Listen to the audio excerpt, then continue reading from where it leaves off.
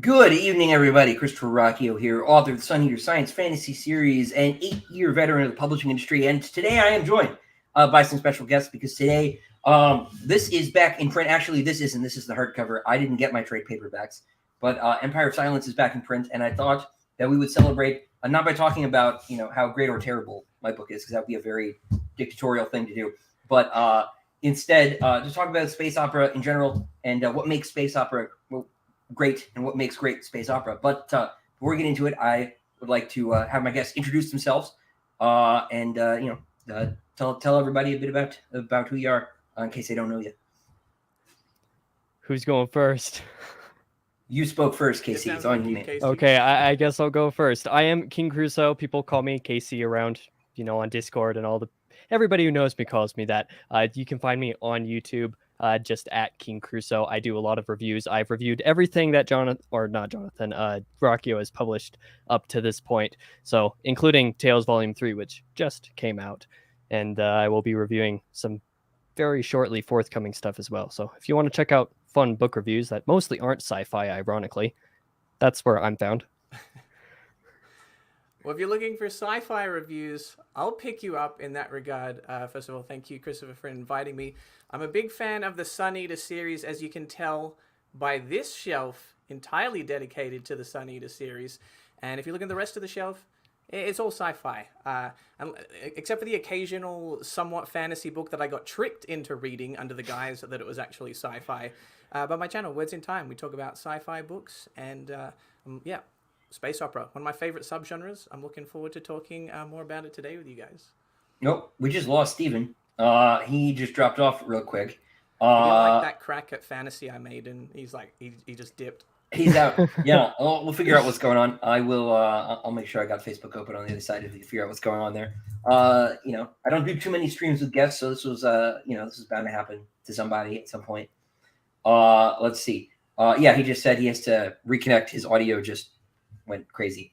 Steven, I'm sorry. I like some fantasy. I watch a lot of fantasy, but reading sci-fi is my jam. Yeah, it's funny. I think I tend to watch more science fiction than I read, honestly. So I'm sort of the other way around. Oh, I think he's back. There we go. Now. Okay, awesome. Yeah, he has returned. We thought we'd scared you away. Jonathan was being a sci-fi supremacist and thought we scared the fantasy writer away. No, we went live, and all of a sudden I had no sound. Yeah, there's no telling with this stuff. But it's your turn, man. It's my turn. Yeah. Oh. I'm Stephen Hubbard. I'm author. Just published my very first novel, fantasy novel, last year. You can find it. It's in the link down below. Christopher was kind enough to put that in there. He was also kind enough to blurb it for me. So you must have a little faith in it. So. Yeah, you guys should go check it out, particularly if you are, a fan of the darker end of fantasy. I think Steve's book's awesome. You're working on number 2, right? Yes, book 2 is just a little past halfway done. Cool. So yeah, link to Steve's book is down in the description below, and to both Casey and Jonathan's channels as well. If you are not subscribed to them, you should be. So go do that. But gentlemen, what makes great space opera for you? Fat women. There we go. Singing very well. Right, it has to be a musical. Yes. Well, I did. When this topic was given to me as what we were going to discuss, it ran through my brain. Are there any space operas? Like We're actual start operas? Off this way. Are there about space? Yeah. The only thing, so this is a biographical point about me that I don't think I mentioned. But my grandfather was the opera DJ in North Carolina's classical radio station from its inception until his passing. So I've been to more operas than concerts, and I can't think of one. I could. It's not opera, right? But Holst's Planets, True. There's that. Is the first thing that sort of comes to mind, but that's not really an opera. That's kind of cheating. Yeah. Well, yeah. But the although thing that I can think of is Startide Rising by David Brin, because the dolphins like to sing. There's a surprising amount of dolphin songs in that book. There's that what's her, I can't remember her first name. Valente wrote a sci-fi novel that's about like space Eurovision, right? So that's kind of musical. um, but that's the only thing that comes to mind off the top. I haven't read it, but this does seem like a gap. There should be like a modern musical. There's got to be a Star Wars musical, surely, that's been like licensed and performed. I'd be surprised if there's not, even though I've not heard of one. Yeah, this seems like a weird gap, honestly. Get Disney of all people, just get on it, right? Right. But yeah, I'm not sure that there is, honestly. I'm sure the comment section will correct us with some obscure thing that we've not thought of. But yeah, and yeah, I'll try to keep up with the comments, by the way, chat during this. But Brent says Stephen Donaldson wrote a space opera based on an opera. Does that count? Yeah, he did actually. The Gap Saga. That's like even darker than my stuff, isn't it? That's what I. Oh yeah, I've heard it's pretty dark. Yeah, there's nobody good in Donaldson's Gap Saga. Yeah, I've only ever read the first Thomas Covenant book, and I read it a little too young. It was like too much for me, so I've never circled back. I know he's like your guy, Steven. He's phenomenal. I absolutely adore what he does. So yeah, I need to circle around at some point. I think it was in like 8th grade or 9th grade when I tried to start reading those, and I was like, whoa, probably shouldn't read this. My parents don't want me reading this. Although at that point I'd already read Heretics of Dune, so I don't know why that was my thought precisely.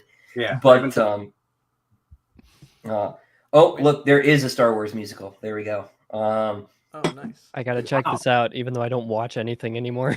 Yeah, but yeah, I one of my readers earlier posted this thing. Where did he put it? I think I took a picture of it actually, where Brian Aldiss was talking about like his criteria for great space opera, and I thought it was like as good a place to start as any, whether we agree or disagree with him.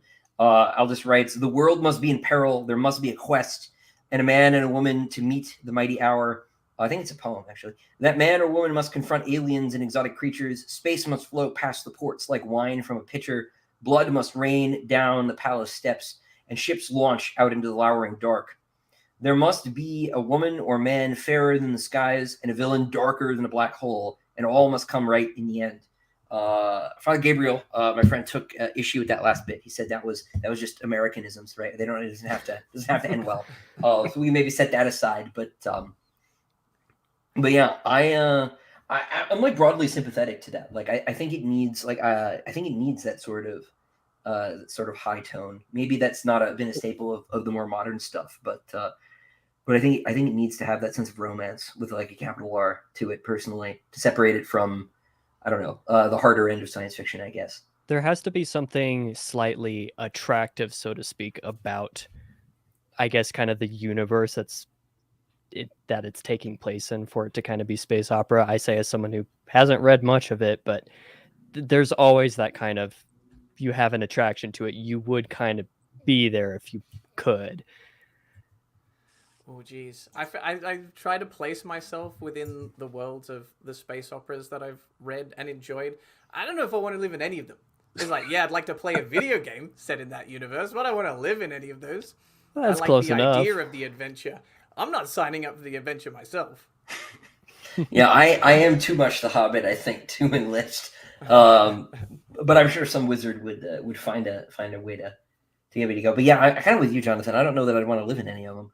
I not even the culture. I think I would get bored and shoot myself eventually. I don't understand how more people don't. That being said, I love the culture. I wouldn't want to move there either. Those books are great, but there is something that like separates it from, like Star Trek is not a space opera, right? Even though it has a lot of the same sort of tropes and window dressing as other, frankly, I'll just say it, as Star Wars, right? Like we're still dealing with the spaceships and the like intergalactic, interplanetary polities and stuff, but the tone is so different, right? There's a sort of tonal difference, I think. But I don't want to like direct the whole conversation. So I it's hard to pin down, right? It's like there's like this sort of emergent quality, right? I like that you read Aldis's explanation and you're like, hang on, this is so beautifully written. It must be a poem. It's Well, it was It a line. flows like a theory. poem. It's like, my goodness, this is. The line breaks were sort of poetical. They were like, it was like aligned right and then aligned left, and I was like, is this blocked like a poem? So, so I was forced to consider where I was. Yeah, there's an interesting balance, I would say, when it comes to world building in terms of creating something that feels new, but something that still feels relatable. Because if the rules are hard to comprehend, or it's things are ever changing, readers might struggle to connect with it. But if it just feels like, oh, this is pretty similar to like a modern world, but you're just using, fancy futuristic terms to describe the same thing, then we're not really being mentally transported to that, escapist place that readers like to go. So it's kind of finding that the ways of being creative and original, but still tapping into things that we can connect to on a human level. I like that. Jonathan, I'm getting a couple people in the chat saying your audio is still low. You wouldn't be able to boost it, would you? Let's crank it. We were messing with this before. We can just lean it. We can just. Does this look good? Is this what the live stream wants to see? Sorry, man. We'll turn it up. Let's see. Yeah, so we got that. What are my thoughts on a possible Sun Eater TV series with Ben Barnes as Hadrian? Sounds cool to me. I don't make those calls, unfortunately, but that'd be cool. Yeah, Prince Caspian era Ben Barnes is like Hadrian in my headcanon, so They could do much worse, I'm not against it. Hadrian. What's that? You could have Carrot Top as Hadrian. Perfect. Yes. It would definitely be in the worst category, I think. Yeah, that's some like David Lynch's Dune casting right there. He's already got the Harkonnen hair. There you go. I like it. Yeah. No, that I would watch that parody in a heartbeat. But yeah, no, because it is hard to separate it. Like, there is, maybe we get into sort of the science fantasy territory of it a little bit, because a lot of the science in space opera series is like way more speculative than some of the stuff that you get with more of the grounded stuff, right? It's like a little bit more out there in a lot of ways. Like, I'm picking on Ian Banks again, right? Like, how do these force fields that like hold the spaceships together work, right? Like, that's so far removed from a Saturn V that it's sort of hard to say. And how it works isn't necessarily that important to the story either. I think there's sort of a detachment from a lot of that technical stuff kind of comes along with it. You don't really wonder how everything on Barsoom works, right? It's sort of sufficient that it does. Although weirdly, right, like perfectly reasonable explanation for why John is so strong. So there's like still a little bit of like winking and nudging, I think, at the actual science part of the fiction, but it's sort of dialed down in its importance. Although maybe not always, right? A lot of those things, it's the science is secondary to the characters in the story. They're in my very limited view of science fiction as a whole. In hard science fiction, the science is almost a character in itself. Yeah, if not like the outright point. Yeah. The whole book. Although, oh, go ahead. I was going to say that. Yeah, go Casey. Oh, okay. I was just going to say that on that science point, I think that in space opera specifically, the science itself is a little bit more tangentially related. It exists and it's there, and sometimes it's useful, but it is never the focus, where the adventure is more the focus, kind of like what you mentioned in that sort of sci-fantasy type of line. It's why space opera is more attractive to fantasy readers than, some other sci-fi might be that I'm sure Jonathan could give examples of. Yeah, I think space opera is a subgenre that lends itself to the sci-fantasy end of science fiction. You can have something that's just kind of fun, like Deathstalker by Simon R. Green, where we're playing fast and loose with rules and explanations, and really just like the character, the tone, the fun, the adventure is the focus. But space opera does lean towards the hard end of the sci-fi scale as well, with authors like Alistair Reynolds or Stephen Baxter. Stephen Baxter is the kind of writer where something strange will happen and one character will say, oh, yeah, because it kind of works like this, right? And the other character will say, well, actually, then 3-page scientific info dump.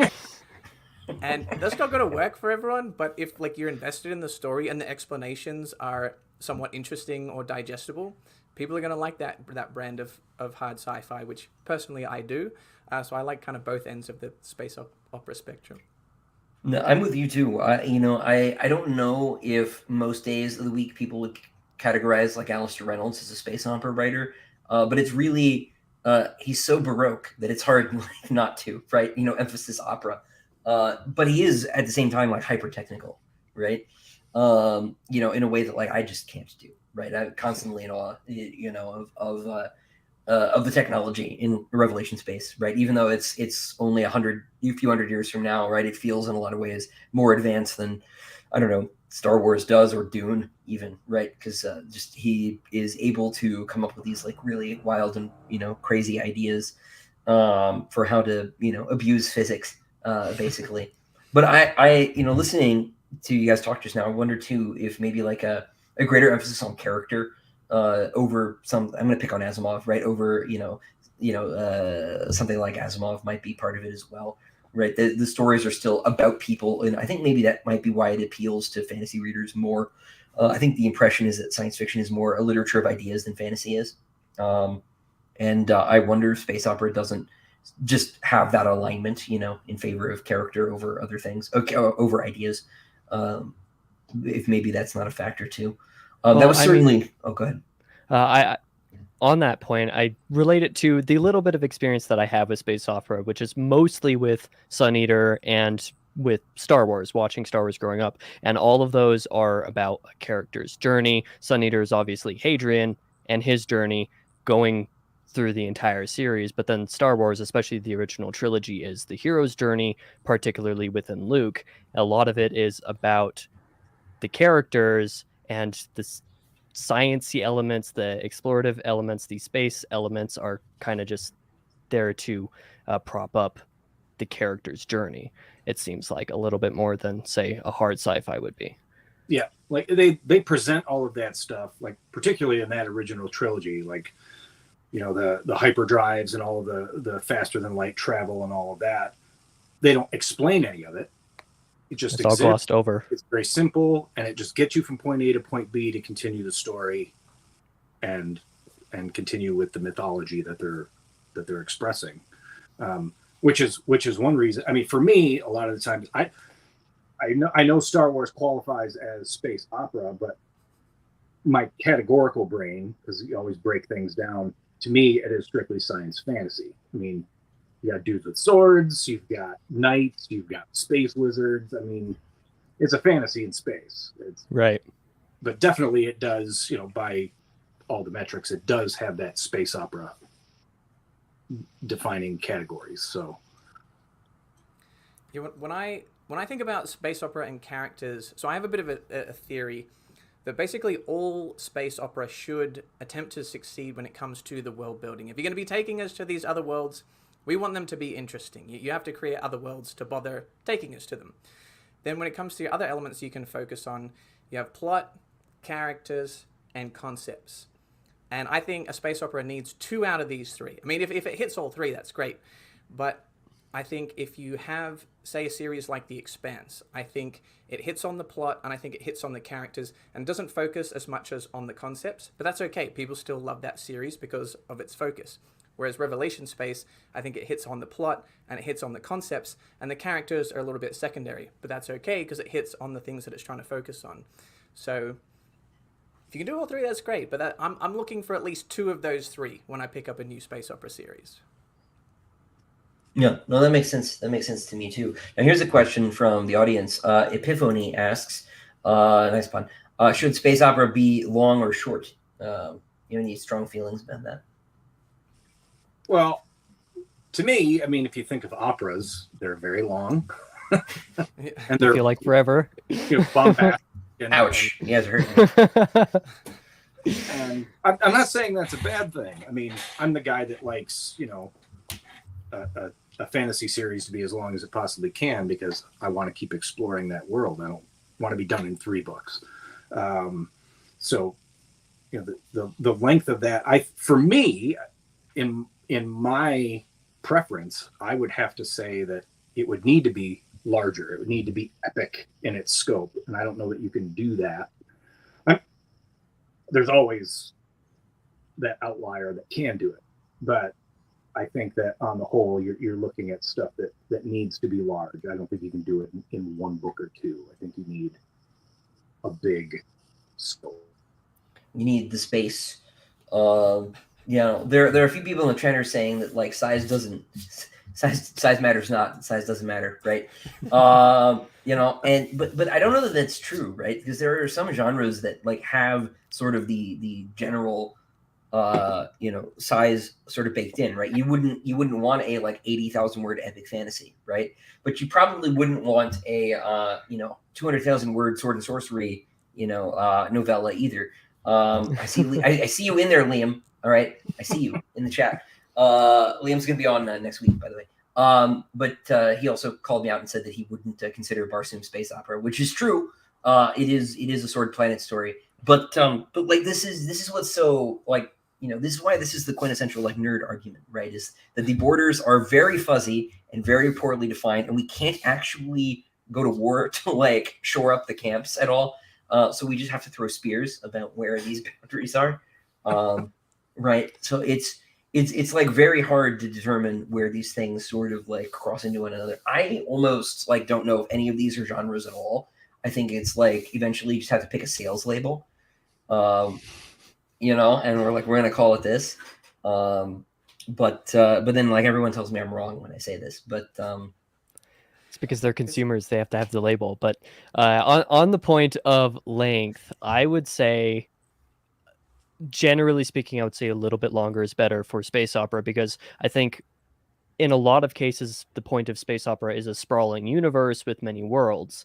And to be able to explore these properly, especially within the scope of, a character adventure where there's a lot of stuff going on that isn't, broad ideas and concepts, usually depends on the author, of course, as Jonathan lined out. But if you have, a character-based story that happens to take place in a big universe, like, say, Sun Eater, you have to have a lot of length to kind of go between those places and have the different things happen that need to happen, along the journey. And that is often a little bit more easily facilitated through a lengthier story than through something that's just, a book or two, where it's more like you're getting a little pinch of something really cool with a certain world or a certain, space travel or something, and then it's just gone the next instant. And some of that stuff is really fun to explore to the depth that space opera can without getting into the hard sci-fi realm. This is an easy way to tell who the fantasy fans are. Any book with any series with less than 10 books, that's short. I could do that in an afternoon.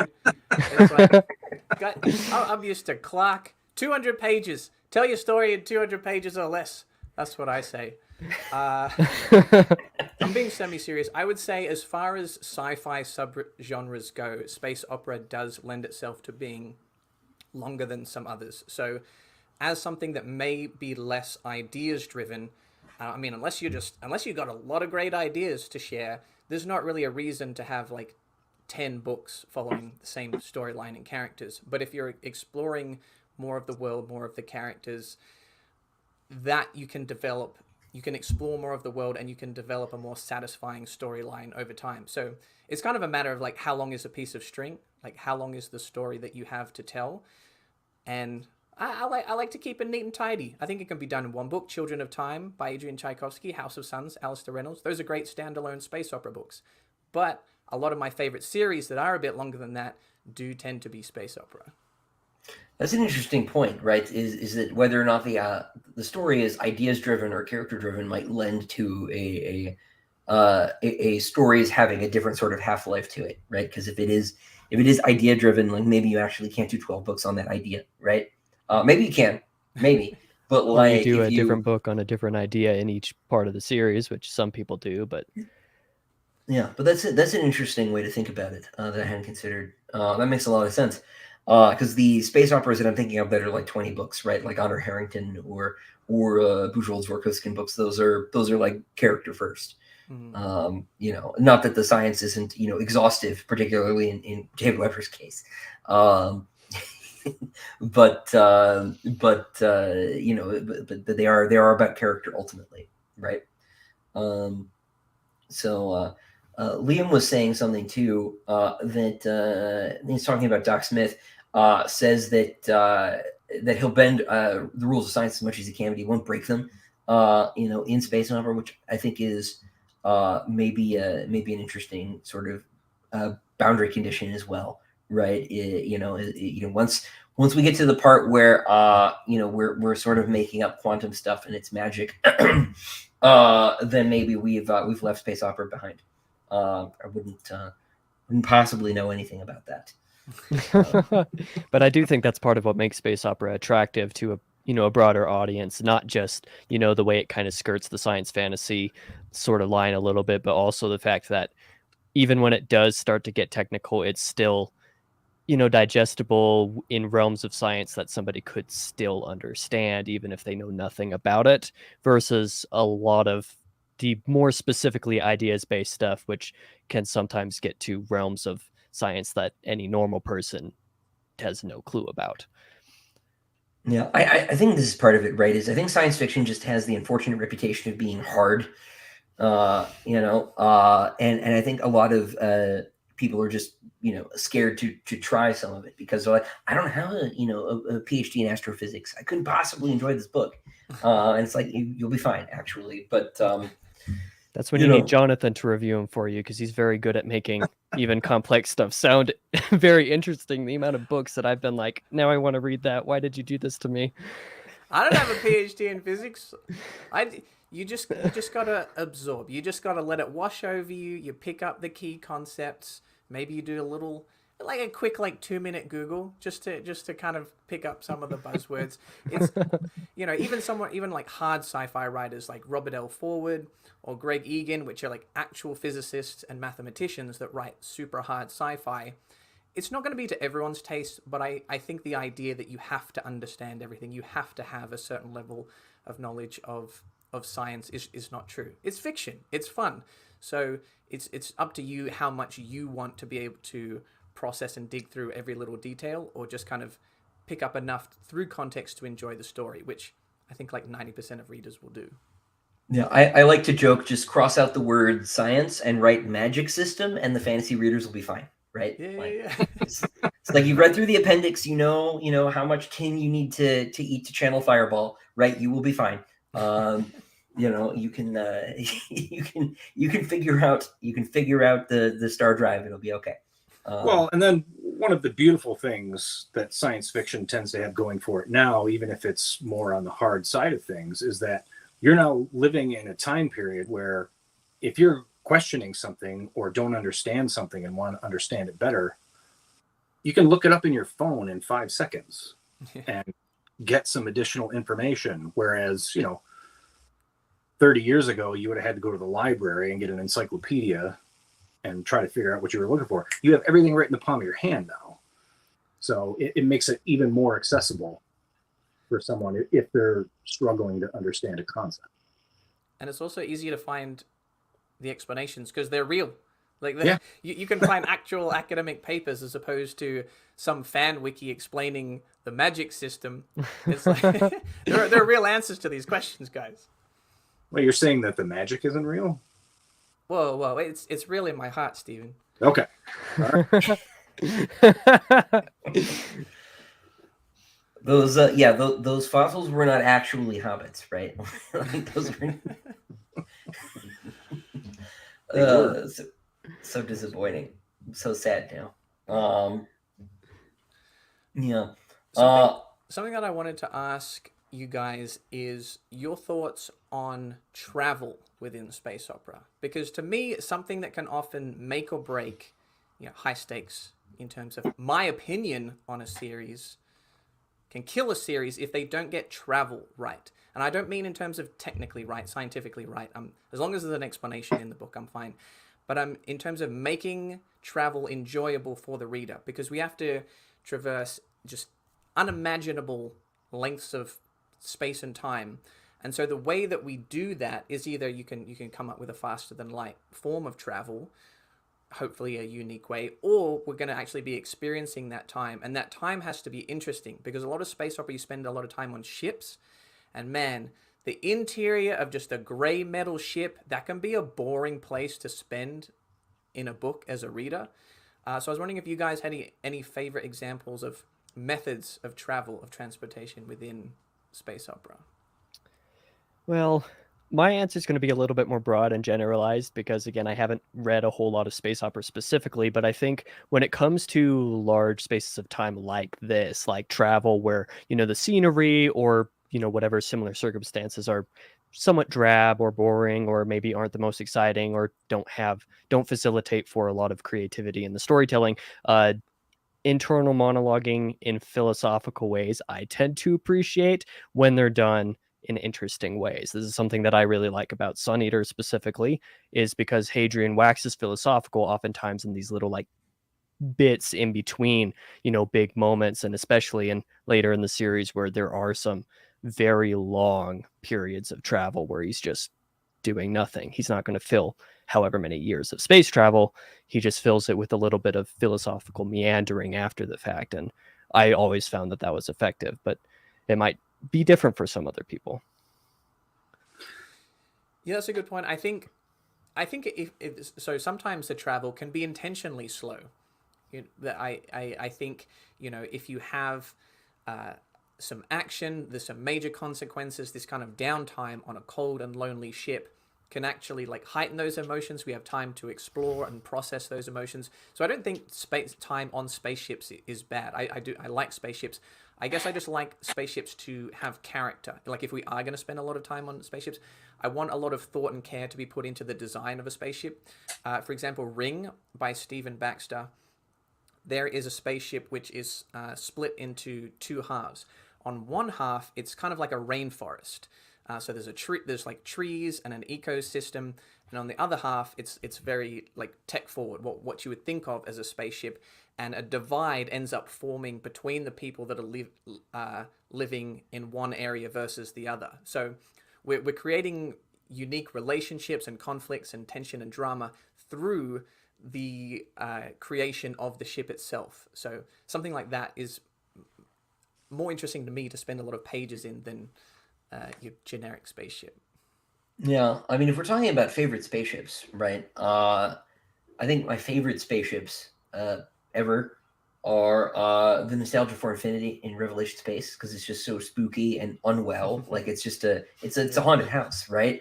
And so we spend a lot of time on it, but it is terrifying and it is never boring.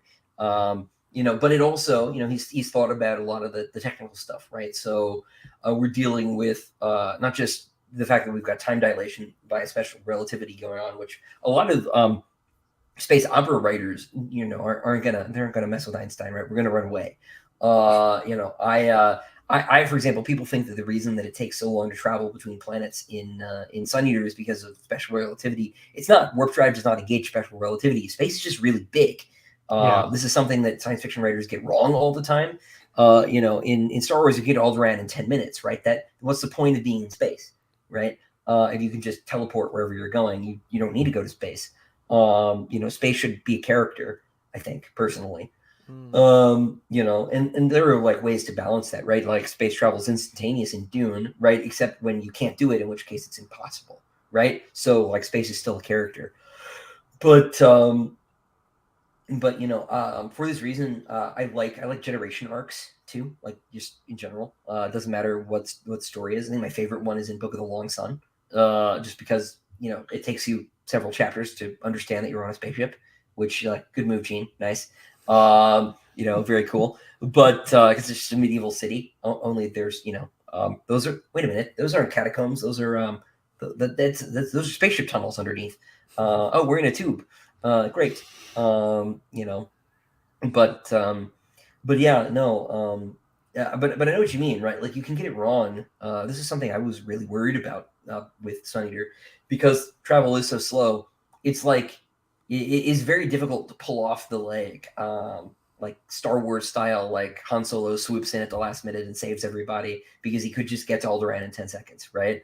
And so the nature of setting up these big space battles is very different, right? You can't just like all warp to a place and shoot each other and like warp away, and like it's not gonna happen accidentally.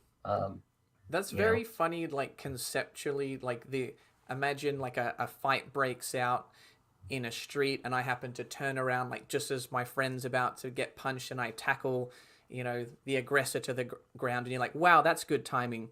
Well, imagine how good the timing is if my ship has to travel 10,000 light years and I land there like just at the right moment to save the day. You're like, what are the odds of that? That is like infinitesimal. Yeah, and that's part of where the stakes come from in Sun Eater as well. Specifically, is there's a couple moments. I'm obviously not going to spoil any specific scenes, but there are moments in the last few books that have been published up to this point where you very clearly have this kind of argument going on between different parties. They're like, well, we can't really do that because it will take us however long to get there, or we can't continue doing this thing because we need to be here and it will take us however long to get here. And it sets up stakes in a completely different way that I find rather intriguing.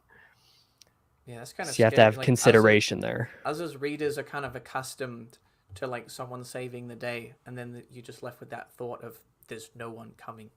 Like, yeah, it also leaves less room for Deus Ex Machina moments. The whole Han Solo comes and saves the day can't happen as often if it takes dozens of years to get from one planet to another. Even with faster than light travel. Before you would have had to launch in episode 2, right? Yeah, exactly. That would be pretty awesome, though. That's an interesting thought. The nature of time relativity with space travel enables you to tell a story over a much longer period of time. So the average sci-fi or fantasy book might take place over a pretty short period of time, maybe a couple of decades, maybe even a couple of centuries. But sci-fi and space opera in particular sometimes has stories taking place over tens of thousands of years. And I love that kind of stuff. That just kind of like warps my brain and is something that I'm really attracted to in the genre. Yeah, no, me too, actually. This is something, have you read Promise of the Child, Tom Toner? Yeah, he's very kind of like, he's kind of Banksian, but I think it's one of those trilogies that like sort of went up and then just like didn't really go anywhere. I think the audiobook's only out of the first one. I think you would really like it, Jonathan. You should check it out because it is it's got the like thousands of year timescale thing going on, but it's also I think it's set in like the 148th century or something like that, so it's like way out there. But it's also like very sort of Banksian in terms of it's like this is big galaxy, and it's like got a lot of it's kind of Hamiltonian too. It's got a little bit of Peter Hamilton in it. But he's another one that's sort of in that sort of space. When you say Hamiltonian, does that mean it's 1,000 pages long? They're not quite that long, but they're not short. And it also does the thing too, where it like does not stop to explain anything. It's like good luck, and there are like twice as many vocabulary words as there are in my book. It's great if I know that's your sort of thing, so like you should check it out. But it is a particular taste, right? I like it. Interesting. I don't know if Stephen gave his opinion on space travel. Space travel, again, I'm pretty limited in my space opera reading. I do tend toward the fantasy side of things. So, but in what I have read, I mean, some of the stuff you run into stuff with like faster than light travel and things like that, which increase capacity for ships to get from one place to another in a quicker time period. But I can't remember which one of you was talking about it, but having that period of time going from A to B, where you can have characters like post-combat, like de-stressing, or even there's moments like in Donaldson's Gap Cycle, for instance, there are moments during that space travel where you have two characters in conflict, In that period of time, traveling from one place to another, you see heightened conflict within the confines of that ship. And you also see, on another hand, you see de-escalation of conflicts. So your passage of time is a use for bringing these characters through cycles of their own story arcs to progress their own plots forward and continue the story. So, as somebody who's very grounded in characters, I'm very interested in the people or aliens and whatever it is that they're doing and why they do what they do. Having those types of travel options are better for me as a reader, because that's the type of thing that I'm going to latch on to and be interested in. And I think The Expanse would be another one where you would see that. You know, a lot of time on ship, talking, arguing, and going over things, and fighting, and coming back together. And you know, the travel in itself isn't necessarily the point, but those character arcs changing constantly during those travel moments are important, I think, and they do a good job of that. Yeah, I think if you had not read The Expanse, you might expect there to be more action in it than there actually is, just because people always describe them as fun and fast reads, which I think they are. But it's a lot of dialogue. It's just a lot of characters on ships, and that only works if you grow to care about the crew of the Rocinante. If you like that ship, if you like that crew, those relationship dynamics, then you're going to connect and enjoy the series, because that's actually, I'd say that's more of a focus than actual plot and action for the most part. Well, it's interesting too, right? Because to go back to your sort of heuristic from earlier, that is a longer series too, and so it's those character interactions. Presumably, this is another one I haven't read, to be honest with everybody.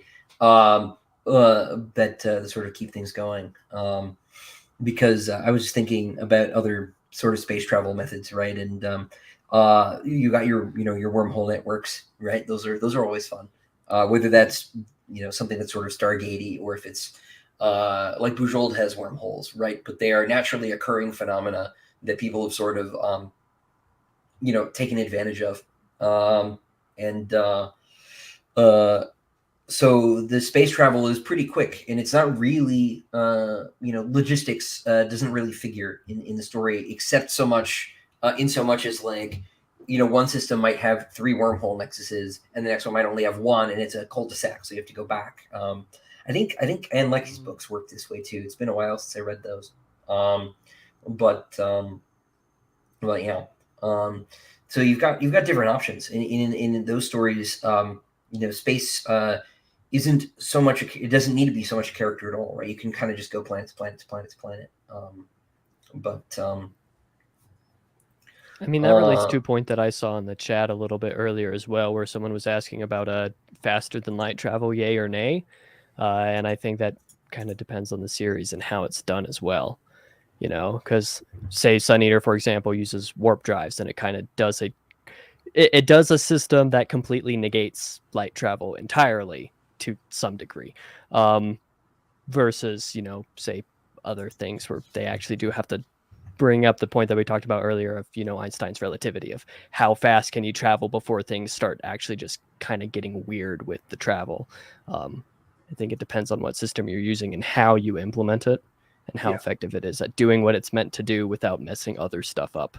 And then to touch on what Christopher was just saying about having the ability to go from planet to planet to planet, not having space as a character, as it were, the faster than light travel would be fine, because it would get you from planet to planet to planet, not having to worry about the travel itself. But in doing that, all of those planets better be interesting. Right.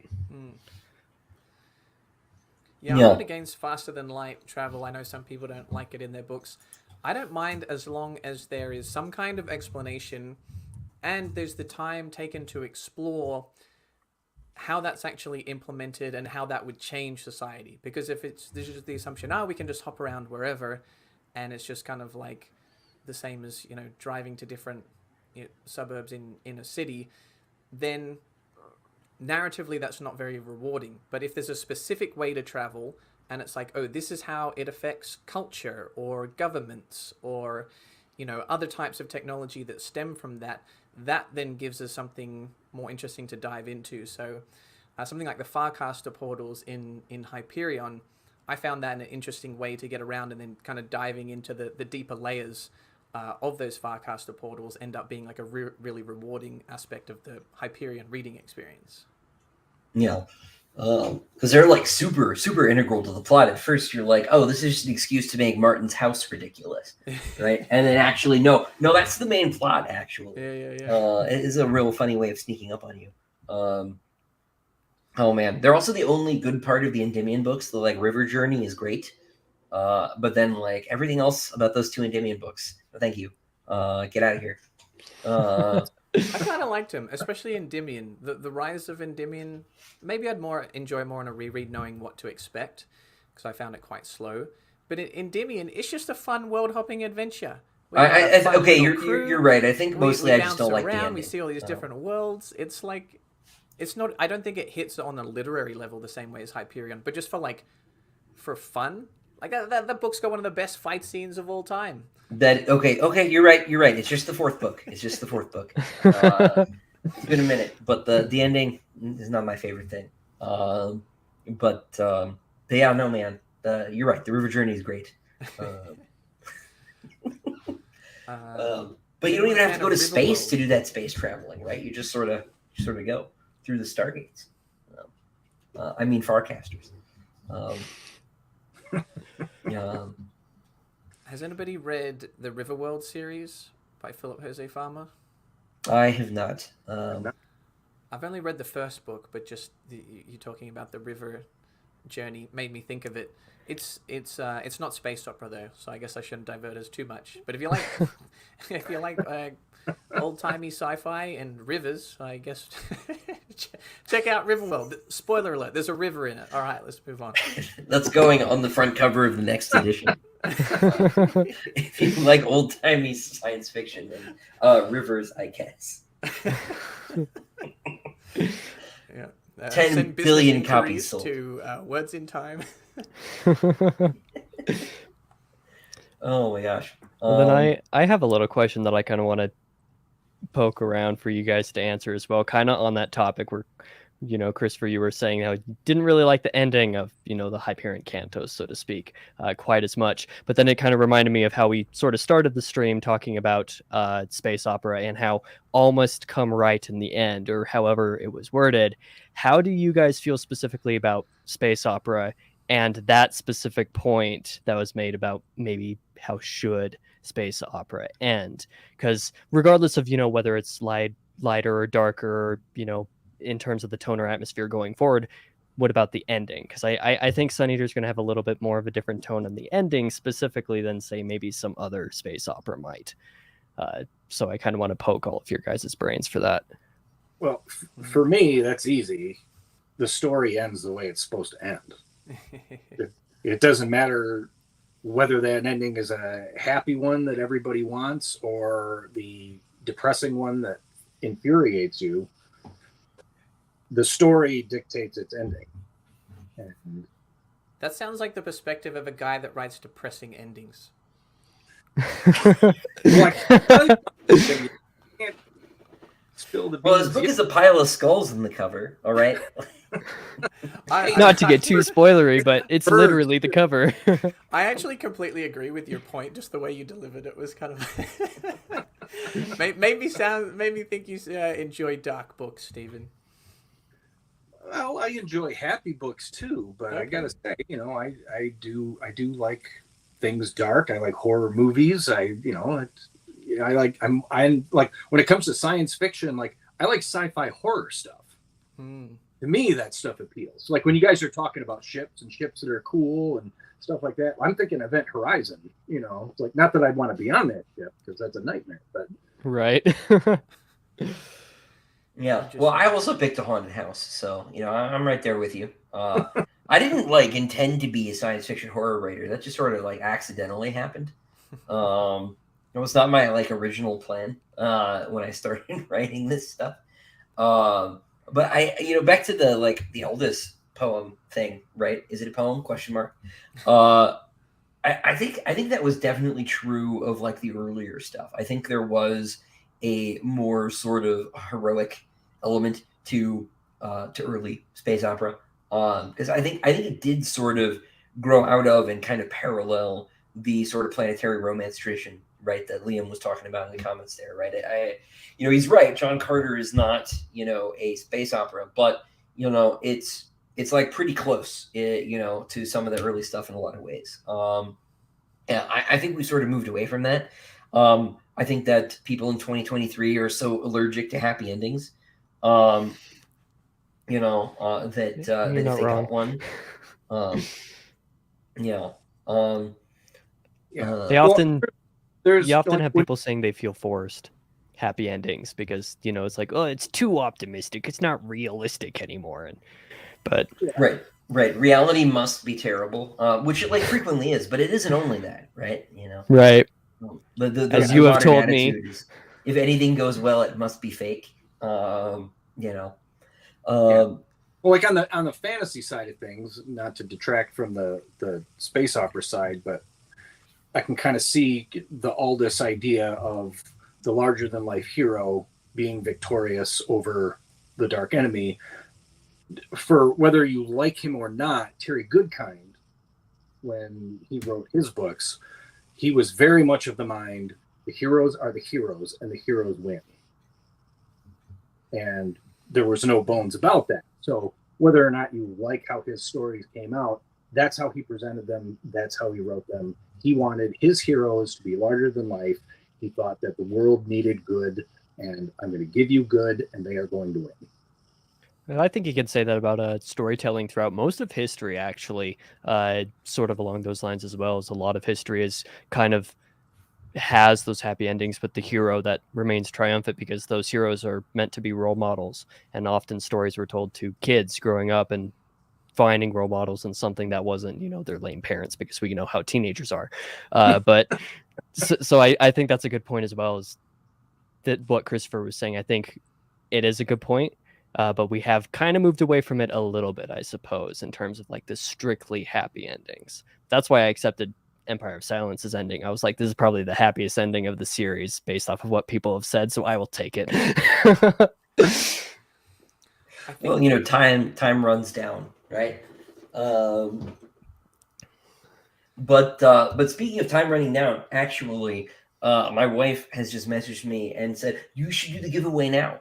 So if you all wouldn't mind, we're at the end of the first hour. We'll just Jenna would like to draw a name, because we are giving away for each one of these streams, are giving away one of these hardcover copies of Empire of Silence. So if you guys don't mind us taking just 30 seconds to pull the name, Jenna has just sent it over, and I've been watching the sweepstakes on Discord with great interest. If you want, Christopher, you can take about 40 seconds.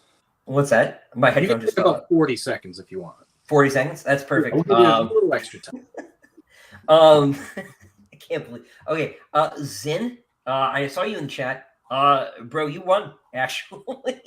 Oh wow. So Zin, if you could just send me an email. This is yours, man. And it's this one that I have totally not been using as a coaster. So during the stream. Actually, I have not been. That was a completely true statement. It's right next to my cup. But then if you'll send us a message, we'll get it to you. Congratulations. That's really funny. All right.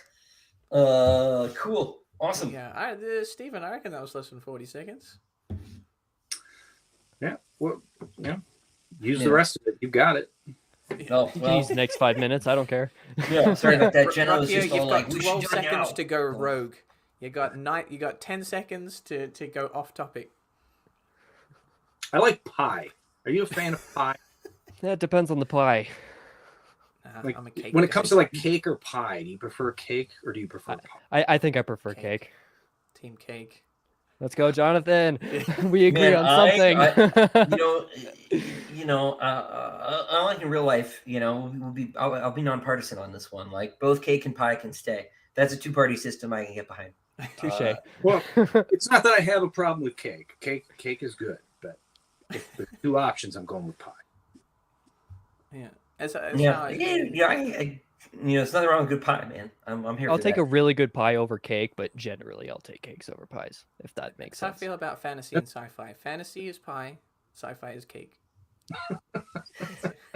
It's good. You're wrong, but I'll excuse it for now. So is there like a hypothetical like pie cake that exists that is There would science have- fantasy, or I mean, there's a recipe of Oreo cake that people used to make when I was in high school that is like or a Oreo pie that is just as much cake as it is pie. So it's kind of like in the middle. And I thought that Perfect. was really good.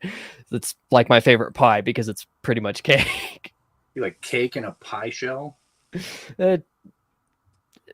Maybe. yeah, I guess it could be done. No, Zinu, I'm not joking with you this time. I just think it's really funny that it was you who got the book. So no, if you'll just use the contact form on the website, that's totally cool. We will take care of it.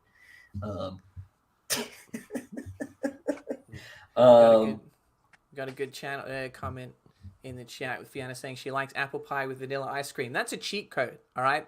We were having a straight up boxing match, and then you just gave one of the characters a high matter sword. All right, you can't be bringing ice cream to a boxing match. That's just an elite combo. He seriously did the scene Take from that. Demon in White. We all know which scene, but I'm not going to say it because I'm not going to spoil it.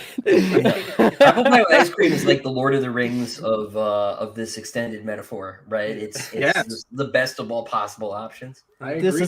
This is true. I will accept that. Yeah, I will take apple pie over most cakes, but like if like I don't know any more information, I'm gonna pick cake in a vacuum. There's a chance that I get like I'm not a pecan pie guy. Like you can keep that. That's all yours. I don't want to risk it. There's some bad cakes out there though, but I feel like my odds of getting a pie that I don't like is higher. But yeah, there was a unrelated question, but it's Liam, so we have to answer it. Which version of Blade Runner should he watch? Yeah. Yes. Yes. Yes. Yeah, I Every think single one of them.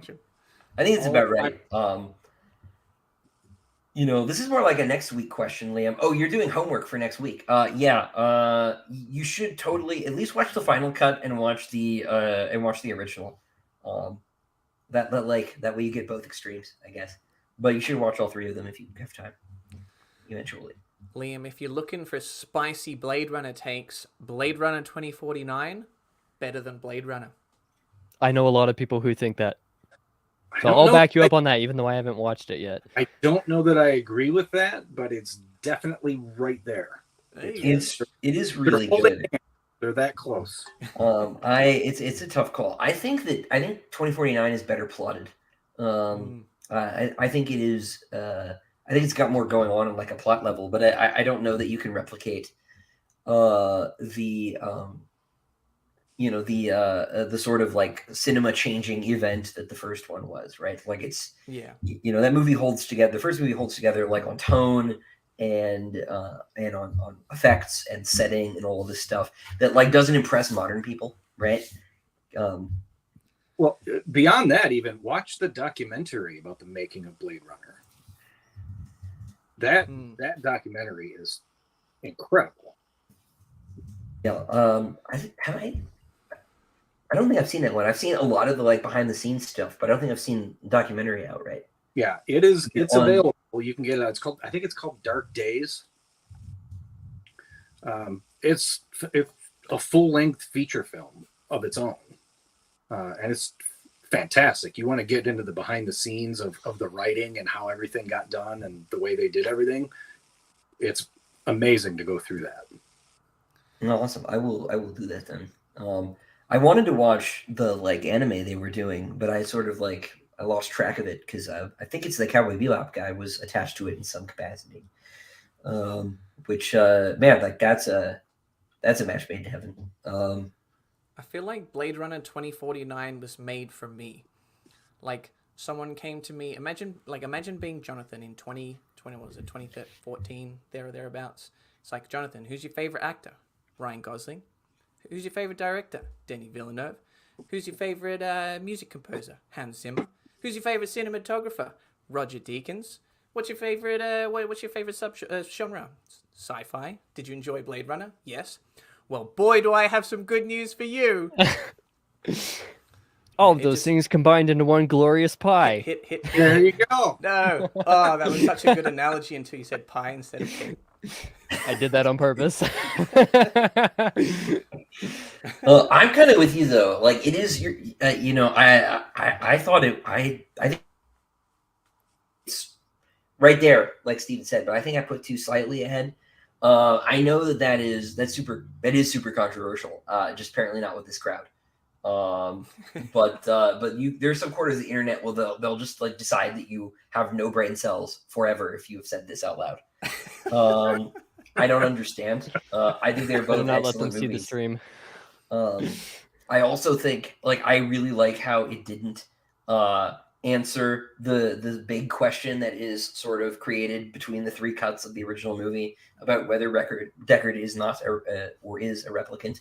That sentence came out all scrambled. That's what I get for trying to read comments at the same time. But I like it didn't answer that question, which was kind of genius. But I don't get it. It is super maligned though by some people, and I just can't figure it out. Neither of them are like the book at all, though. I'm just gonna put that out there. Not even close. like not remotely. But yeah, no, I love it. But that's not a space opera. Liam, you trying to cheat for next week's exam? I see. But Denny V did direct Dune, which is a space opera. Boom! There we go. KC saved the day. Yeah. How do all of us in this call feel about that movie compared to the book? Because I did read the book after I watched the 2021 movie. So I think I might have a little bit of a different take than basically everybody else in existence who read that before. I think your take would be much different than mine. Christopher might kick me off the stream, but I still have not read Dune. Oh, really? Oh. Very good. Well played. No, it's a book I have. I have a copy of it. I actually started to read it before the movie came out. The second movie, not the first movie. Way back when. Right. But I got, I think, 5 or 6 chapters into it, but I had to put it down because I had to read another book for a review. And then I just didn't get back to it because I got log jammed by other things. So it's one that I still have. I'm enjoying what I got through, but I'm just going to have to go back and do it.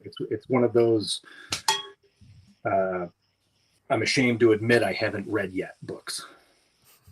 That's fair. I mean, for me, my story is a little bit weird because, like I'm really young, obviously, but very young, and I haven't read a whole lot, especially since there was a lot of my later teenage years where I was basically not reading anything at all. So when I did start reading again in late 2021, I made it a point to read Lord of the Rings, but then obviously Dune, Denny V's movie came out, and I was like, I'll watch this. And I was like, okay. Then I watched it again. I was like, I understand a lot of this stuff now all of a sudden just on a second watch. So I was like, okay, well, I read Lord of the Rings. That was I have to read that to read fantasy. Now I should read Dune so I can read sci-fi type of thing. And I think that for me, at least, watching the movie before I read the book was actually hugely beneficial for me because I was also not quite used to, expecting learning curves and more adult books. By then, most of what I had read was YA. So not quite as complicated as, say, Dune was. It benefited me at the time for sure. But I am glad to have read Dune before, part 2 comes out, whenever it comes out. Warner Bros. God help us.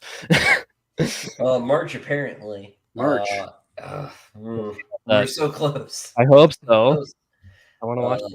My dad wants to rewatch the first one so that we can watch the second one again because he doesn't remember the first one at all. This touches on an interesting point, though, right? Seeing the movie being helpful for you.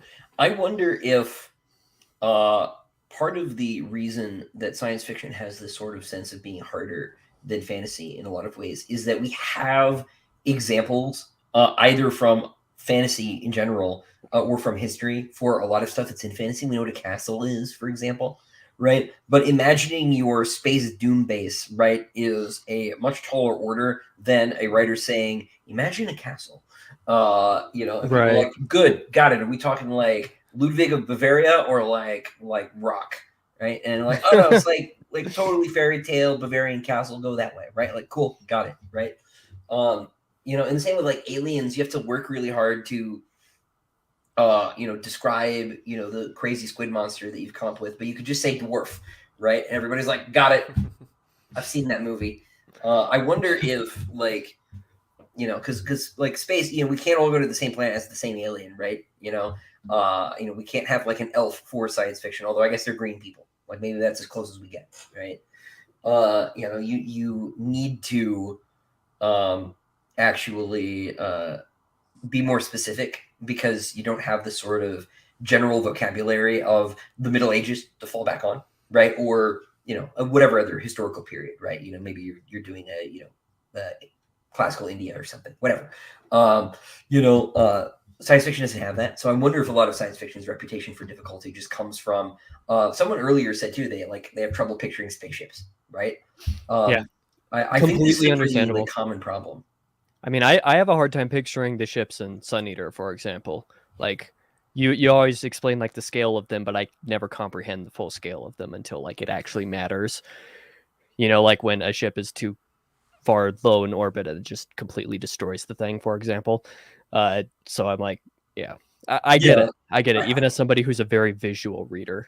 I was talking to someone who was trying to do a model of the Tamerlane, right? And it's like at its narrowest, then based on how I've drawn it here, right? If it's 12 miles long, at its narrowest vertically, it's 1,300 feet wide. I'm like, oh yeah, that's really big. Like, yeah, like that. Finally, like that's a dimension that my head can like actually sort of visualize spatially. I'm like, oh yeah, we're like it's like 150 floors. Yeah, that's a lot. You know, That's a bit much. it's that's that's a football field or two. Yeah, it's a lot, you know. And again, like that's a lot harder than Imagine a Castle, right? Yeah. You know, I like how you framed that as a positive, because sometimes I think about fantasy and when people describe certain series, they sound kind of similar.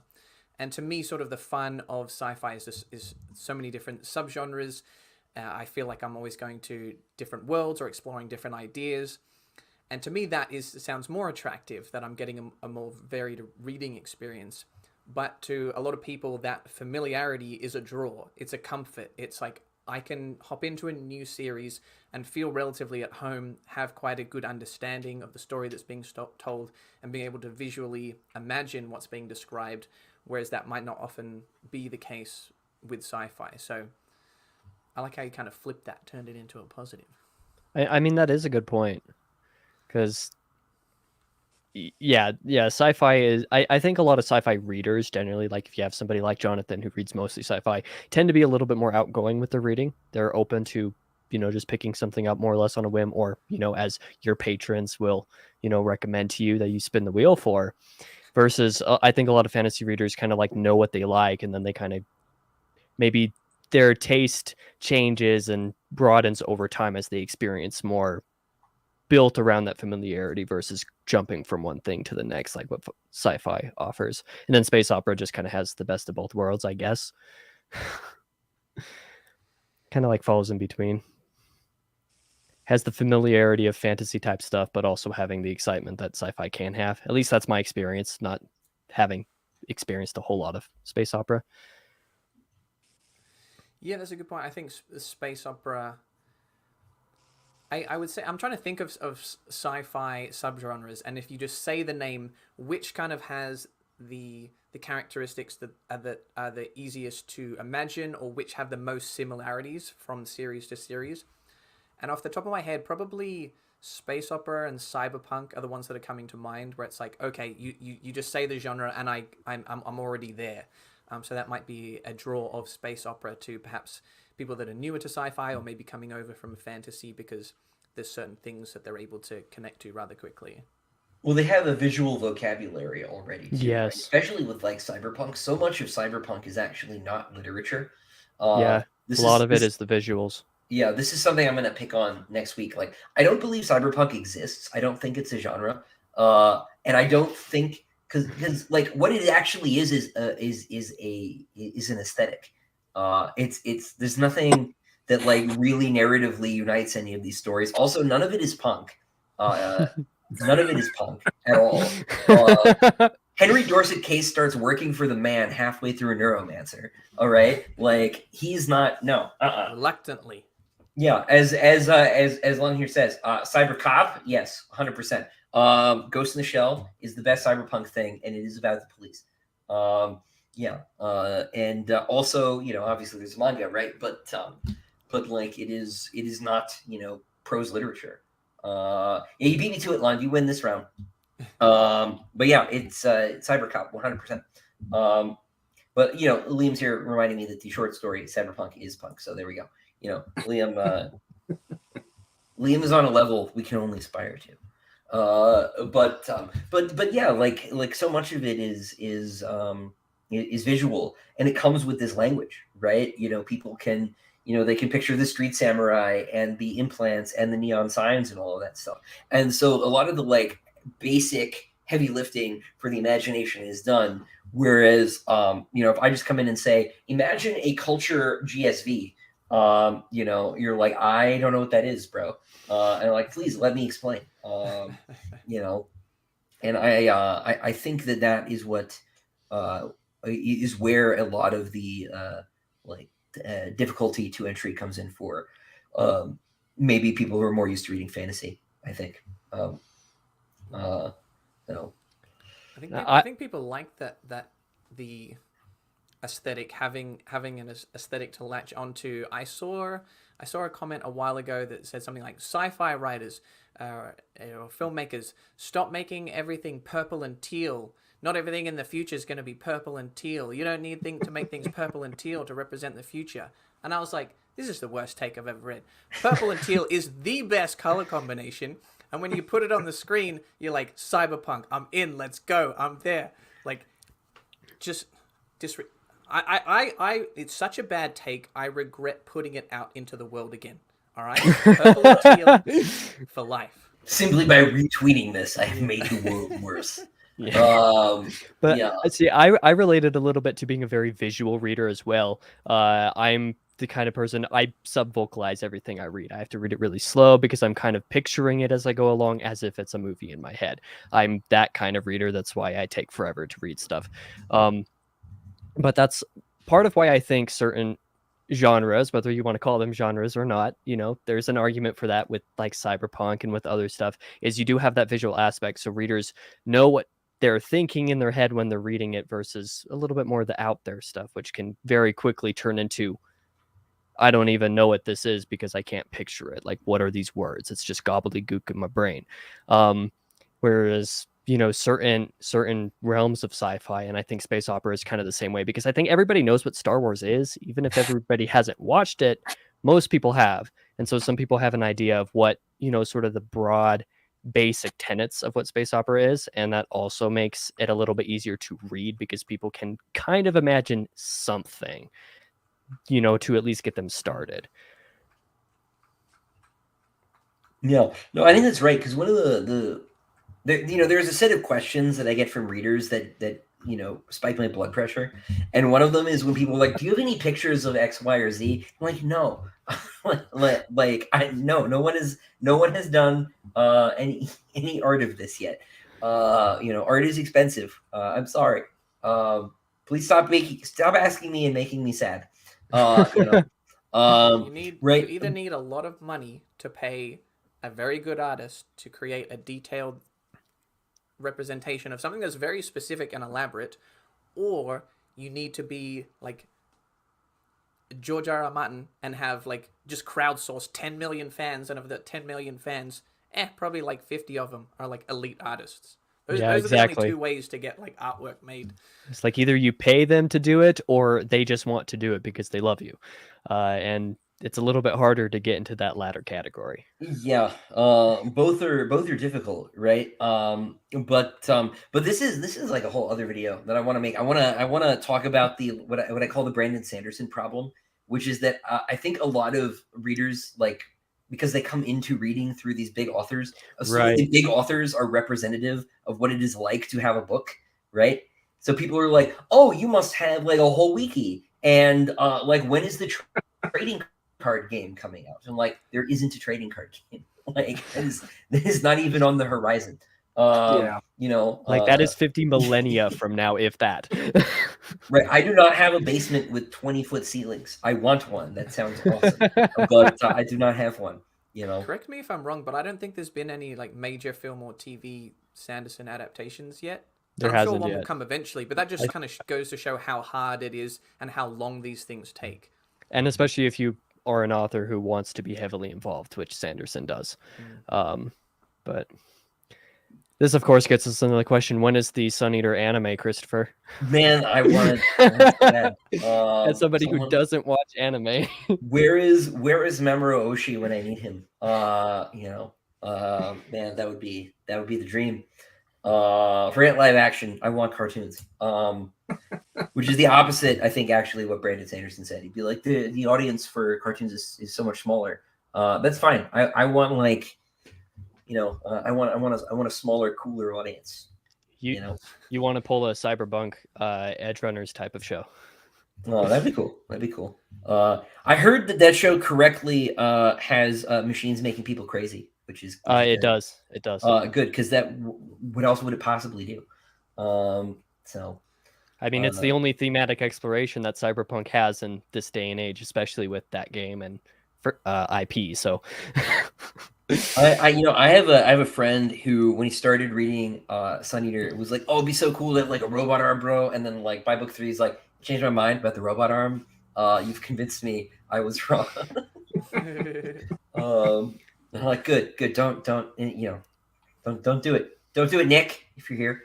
That's what I love about Sun Eater too, is there's so many things where I think one of the best tenets of Sun Eater is that I've been rereading it and I have a totally different opinion on everything. First time reader was like, yes, young Hadrian all the way. I go with him, and newer me is like, yeah, that's really encouraging to hear, because like that's the point, right? Is to get people to experience that. Yeah, so, I think literature should strive to be that kind of thing anyway, but that gets a little off topic to a certain degree. Yeah, well, yeah, I don't know. Maybe it doesn't. I mean, depends on what we're talking about. Yeah. We can make this about Sun Eater.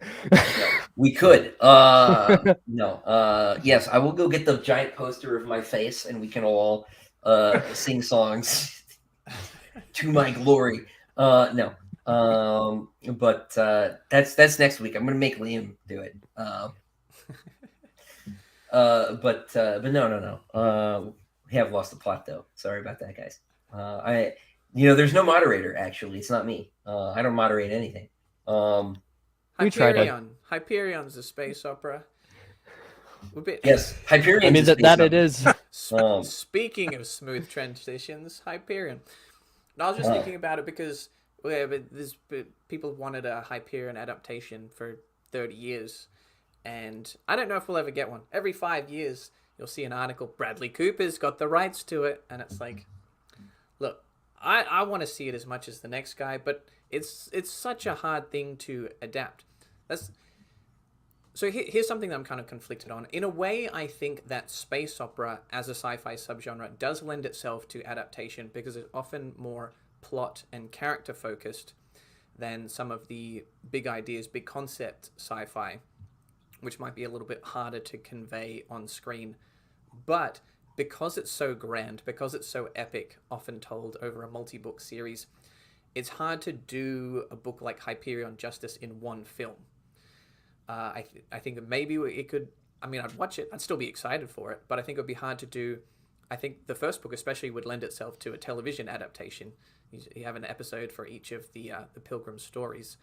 But you're just going to need an absurd budget, and the screenplay is going to have to do a very deft job of weaving together all the complexity throughout an epic space opera series. And I think that would probably...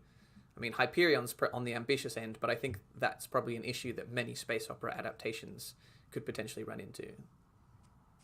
Yeah, I think that's definitely true, right? Just for visual reasons alone. There's no, right, you can go film in the castle, right? But you can't. I'm gonna keep going back to the castle. But you can't go film, That's a good on example. on a culture GSV because I'm pretty sure they don't exist. Maybe right. Sometimes I wonder if Elon Musk isn't from space, but that gets in a whole nother topic: real life space opera. But yes, give it time.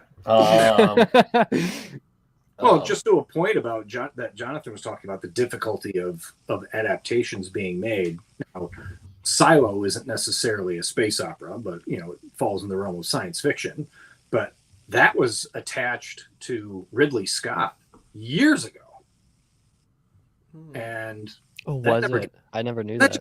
That doesn't even take place outside. It doesn't have flashy graphics. It's a pretty base, simple story set in a silo. It's a murder mystery, and all of this involved. And it took all this time until Apple finally did it. So Ridley, he let it go a long time ago, but he had the rights to it, when it first came out in paper.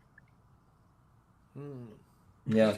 That reminds me, everybody, I think I talked about this on a stream, I think my last stream actually. But everybody's all high on the Joe Dorowski's Dune adaptation, right? But Ridley Scott was also supposed to make Dune before he made Alien. He ended up making Alien instead. Actually, some of the H.R. Geiger art that had been done for the Joe Dorowski film was going to be used in the Ridley Scott version, and then got used in making the xenomorph stuff in Alien.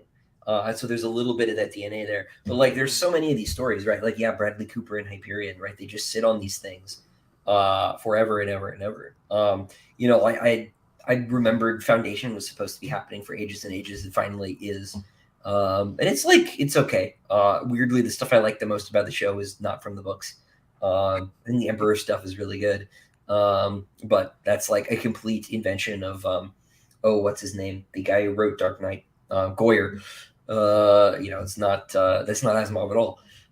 But it is finally happening, and it looks it looks so good visually. I think we're starting to get to where, if Apple, for example, wanted to make Hyperion, I think they could pull it off visually, right? It would just need somebody to write it. Yeah, well, that's the justice. Trick, right? Yeah. It's funny. We can crack it by the end of this stream, guys. Let's get to work. Yeah, we'll get right on it. I'll read through the entire Hyperion Cantos in 2 milliseconds, Jonathan. I already did. Just did. I listened to the audiobook. I sped it up to 1 billion times, and it just chirped in my ear. What do you think these headphones I comprehended every single character typed. Well, just to tag on to your Ridley Scott with Dune, I'm glad he made Alien. Man, I think a lot of people are. Yeah, Alien is so good. I'm much happier that he did Alien instead of Dune. I think he could have done Dune, right? There's part of me that if I could go visit the parallel universe where we've got Ridley Scott's Dune and David Lynch's Return of the Jedi, I would visit that universe, and then come on back. As long as Jodorowsky's not making Alien.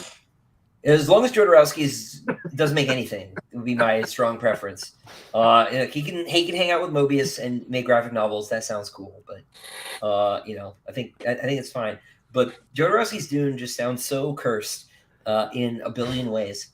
I just no thank you. I appreciate. I did enjoy the documentary about. It's fascinating. I wish Orson Welles could have been the Baron. That's great, right? But what was he thinking with Salvador Dali and having I just don't get it. And having the Mexican army all defecate on screen right in front of Charlotte Rampling. What is the point of that? Also, where in the book is that? That's what I really want to know. That's no, thank you. Just no, thank you. Every time people are this is the best movie that was never made, I'm you and I are not friends. We are enemies. This would have destroyed everything. But Frank Herbert's reputation would be ruined forever. Managed to survive, the David Lynch film, which is, also so did David Lynch. Thank heavens. But it's not his fault. Man, I do feel though that we're in a good spot. I think that space opera is sort of weirdly positioned to have sort of a renaissance as far as like multimedia stuff is concerned.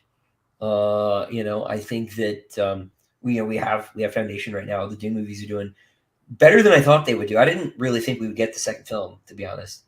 And people are gonna have mixed feelings about Zack Snyder doing anything, but like I'm glad that he's making those Rebel Moon movies. Like, Yeah. It looks cool. I think it's visually interesting. Like his work always is. Like maybe it'll suck, but like it's at least an original, idea. It's not an established brand, right? Thank heavens. So maybe we'll get to see some more stuff. Fantasy's still plugging along over there. They're doing like a Zelazny, Amber TV show now, right? So like, maybe it's Space Opera's turn, right? Maybe we'll get some more stuff. So yeah, I'll ask the like normie question. Is there one besides Hyperion that you'd like want to see get adapted? Besides the obvious answer. Besides the obvious answer. Which was Hyperion. Yes. That was not me fishing. I'm not gonna unlist anyone from the stream. Like I kicked out Steven. But I had it coming, I think. I think one that has a realistic chance of happening would be Red Rising. I think that has enough of a fan base, and I think while it is kind of ambitious visually in terms of the settings and stuff, I think that the story is perhaps simple enough for them to do a relatively faithful adaptation. So I could see that potentially happening. And I think Pierce is working on that behind the scenes too. Trilogy. I'm not up to date on the sequel series, but I quite enjoyed the first three. But yeah, I think Pierce is actually working on that in the background too. I think he has made it like he's producer of everything. So everything that's going down basically goes through him so that, he has final say, I think. That's what I heard when he was on Mike's stream, but good for him. That was a while back. I mean, if an author can make that fight and actually get in that position, then... Yeah, if you can keep control, that's pretty good. Yeah, that's a win. Yeah, it did seem for a while there like Hollywood was more interested in after Game of Thrones and having increased author input. I remember when Sam Raimi was supposed to be doing the Name of the Wind stuff that I don't think is ever happening. Pat Rothfuss was supposed to be pretty involved in all of that too, which I think is a good thing. It can only really be a good thing. Obviously at some point you have to let the directors direct, but avoiding Jodorowsky situations is probably a good thing. What I would like to see, I think is still supposed to be happening is the Culture, right? I was teasing Ian Banks earlier, but like I love those books, right? And I think, either you do like an anthology series where you'll do like a season that's each book, because those books are mostly disconnected, right? Or you do films. I think that'd be great.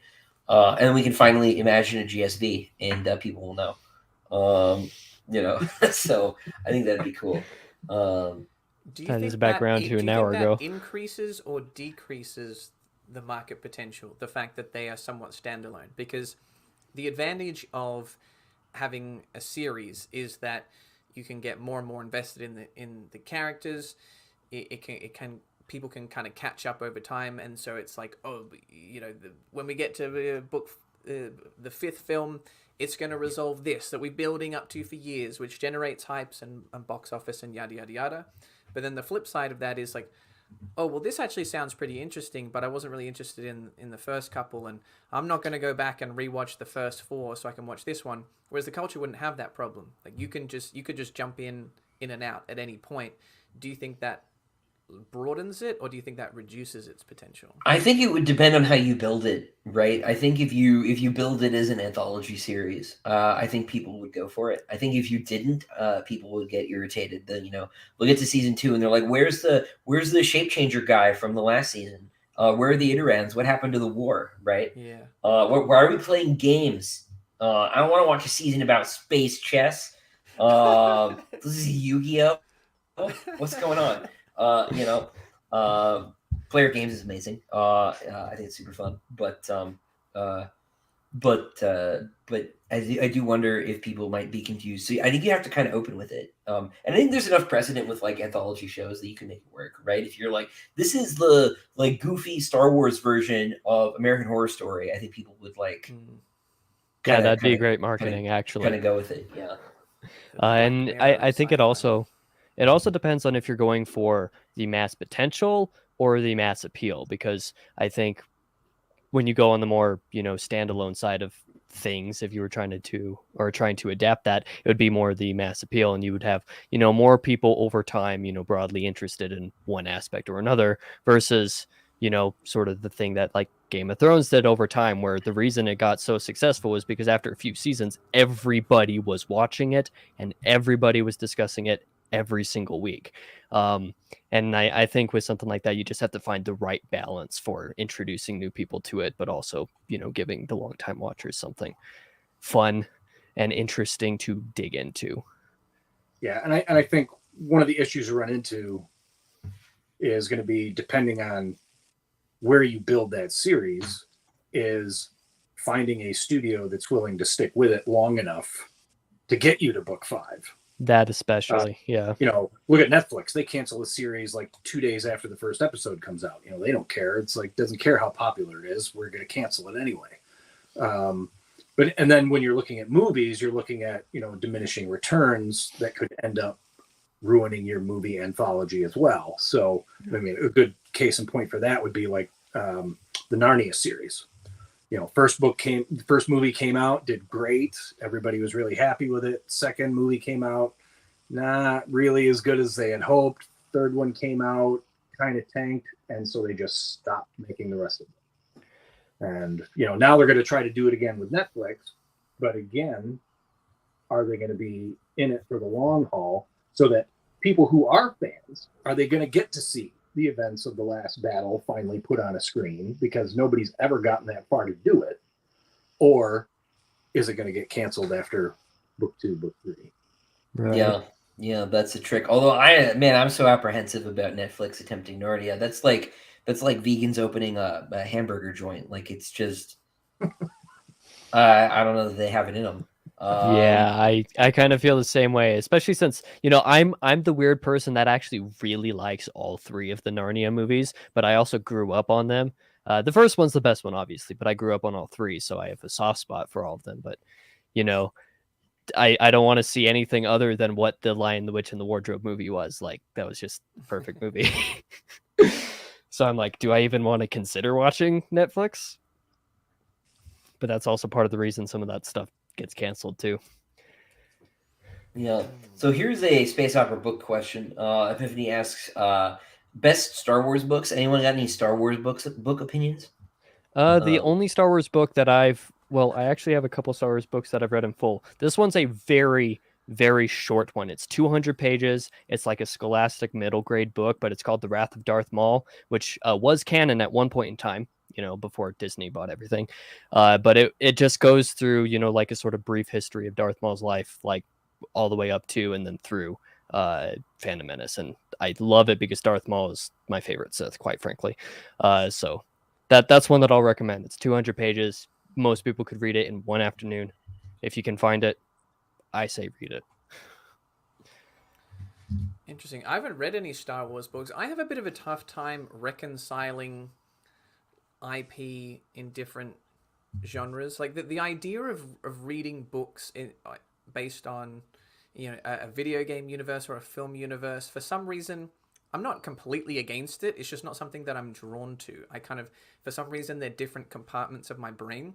The only one that I've been tempted to read is Firefly, just because I love the show so much and it got cancelled too soon. And so it did leave a bit of a hole in my heart that perhaps those books could fill.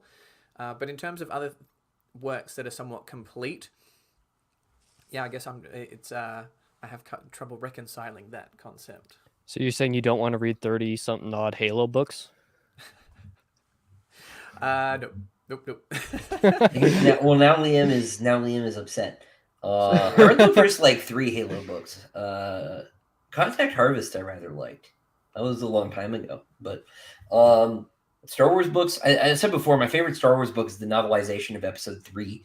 I Most think people Matthew really like Stover's that. Matthew Stover's just style in that book is so good. It's so singular and dynamic. This is cool things like second person to try and put you in Anakin's head. It's just really good. It's just super fun. Obviously, like the old Zahn stuff is great, the old Stackpole stuff, but I really, really like the Episode 3 book. I want to return to that one because actually when I was a little bit younger, I want to say probably when I was 14 or 15, because also an unpopular opinion, Episode 3 is my favorite of the Star Wars movies. It's not the best Star Wars movie, but it's my favorite, and it always has been. I started reading that book when I was like 14 or 15, and it goes a lot deeper and has a lot more material than, say, the script of the movie has, quite obviously. It's a fairly lengthy book. And because I wasn't expecting that, I was expecting for it literally beat by beat to play out on the page, and for some reason that wasn't clicking for me. But now that I know that that's what it is, I really want to return to that because it is my favorite of the movies. So Yeah, it is unironically really good. It has like none of the bad dialogue from the film either. I don't think he had a beat by beat screenplay. I think he had something a little bit looser. So like, there's no if you're not with me, you're my enemy. There's no it's over Anakin, I have the high ground. It's really excellent. and again, I was also, I'm the generation that grew up with the prequels rather. Phantom Menace came out before I was born. So I grew up with those movies, and Revenge of the Sith is obviously the most action-packed one and has the best lightsaber battle, and that was what younger me was into. That's the only reason to watch Star Wars now, at any rate, for sure. Right? Is more lightsaber fights. It's like Yeah. This is the only thing that keeps me going back. Though, like, yeah, there are no lightsabers in this. I'm like, what's the point? Get out of here. For me, I mean, the original core trilogy books, I read those more times than I can count when I was younger. Like the Alan Dean Foster ones?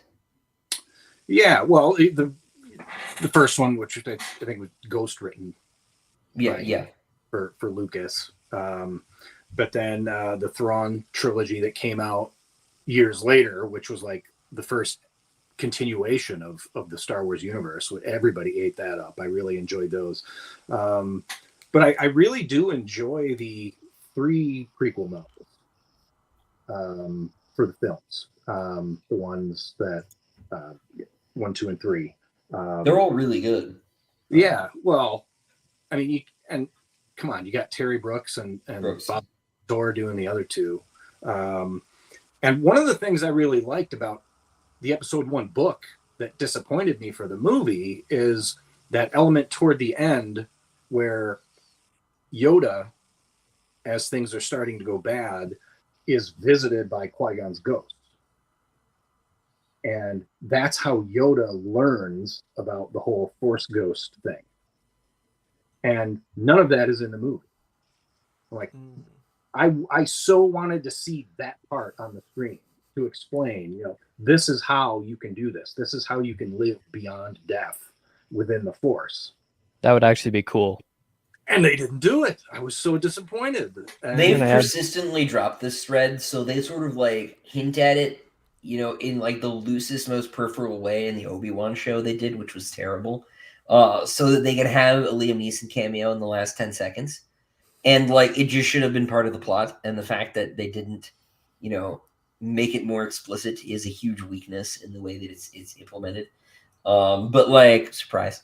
Outside of the books, I mean, honestly, I kind of had myself more attached to the comic books back in the 70s and 80s when Marvel had the contract to do the comics. I mean, that was the continuing stories, and it was great because you could see them as well as have that story as opposed to just the novels, which at that point there were only 3. So you could continue seeing these adventures play out, every month. You just go down to the comic book store and you had a new Star Wars adventure, which is cool. And they had a it space. is so visual, right? You know, the whole Star Wars universe is so visually driven because it's, you know, a film, right? So Yeah. like that element being there is so huge. You know, which sort of ties back to what we're talking about, right? Because the comic book does a lot of that heavy lifting for you. You do not have to, you know, imagine a castle. You know, so it's like, oh, there's 3PO again. Because it's like actually hard to be specific enough, right, that you can have everybody come away with the same picture of a robot, right? Like there's a lot of robots, right? Now, like when you say elf, right, it's like we talking Keebler or Legolas, right? Like those sort of really your only your only question here. You Or know, and so Driz. having that extra dimension is so helpful, I think. But yeah. Hyperion's a space opera. Wow. Back to this transition once again. I see. Yeah. Well, look, you know, we have to make it work, right? If I were to try and I know you don't want to. Yeah, I don't care about your feelings. I'm going to ask a Sunny a question, but I'm Let's going do to it. tie it into another space opera. And I don't think this is spoilery at all. It's just like a visual character design question. Were the Cielson influenced at all by Ilium? So there's By some Caliban? Ilium influence in the series, I think pretty obviously, but not in the design of the Cielson. No. Gotcha. Didn't I you read say one Sunny time on a first, and when I read Ilium, I just kind of pictured it kind of like a Cielson, which may be way off, but it just kind of like it just came to me, and I liked Which it. bit in Ilium? What's sorry. that? Sorry, Which part in Ilium reminded you of the Cielson? Caliban. Oh, Caliban. Yeah, no, not specifically. I had these nightmares about these like sort of pale, you know, horned goblin monsters as a kid, and so I just sort of like went from there. But Caliban in that is like so Gollum, which I really like. Although he's like almost exclusively quoting, is it Robert Burns? I can't, or is it Robert Graves? I can't remember who wrote Caliban upon Setibos. It's a real poem, but he's he's like very Smeagol. But there's you know, but I mean I could see how you would get there, but that wasn't a deliberate thing for sure.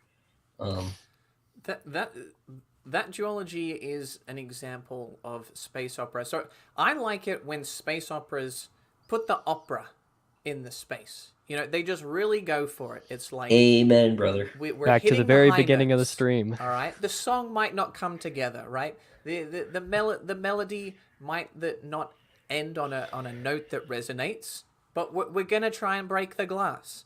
All right, and Dan Simmons in Ilium and Olympus, you've got this battle on Mars, you got the Trojan War, you've got robots quoting Shakespeare and Proust. You know, you've got aliens, and he just jams it all in together for just moments of sheer brilliance. Does it quite stick the landing? No, not really. But it's worth reading anyway for the high points. And that's what I like about space opera, when it takes all of these elements and just kind of, you know, throws a bunch of items at the dartboard and sees what sticks. Yeah, I think the book I most want to exist is the third one of those. I think that universe is I don't want to say it like, I don't mean this pejoratively. I think it's way more interesting than Hyperion's. Hyperion is great.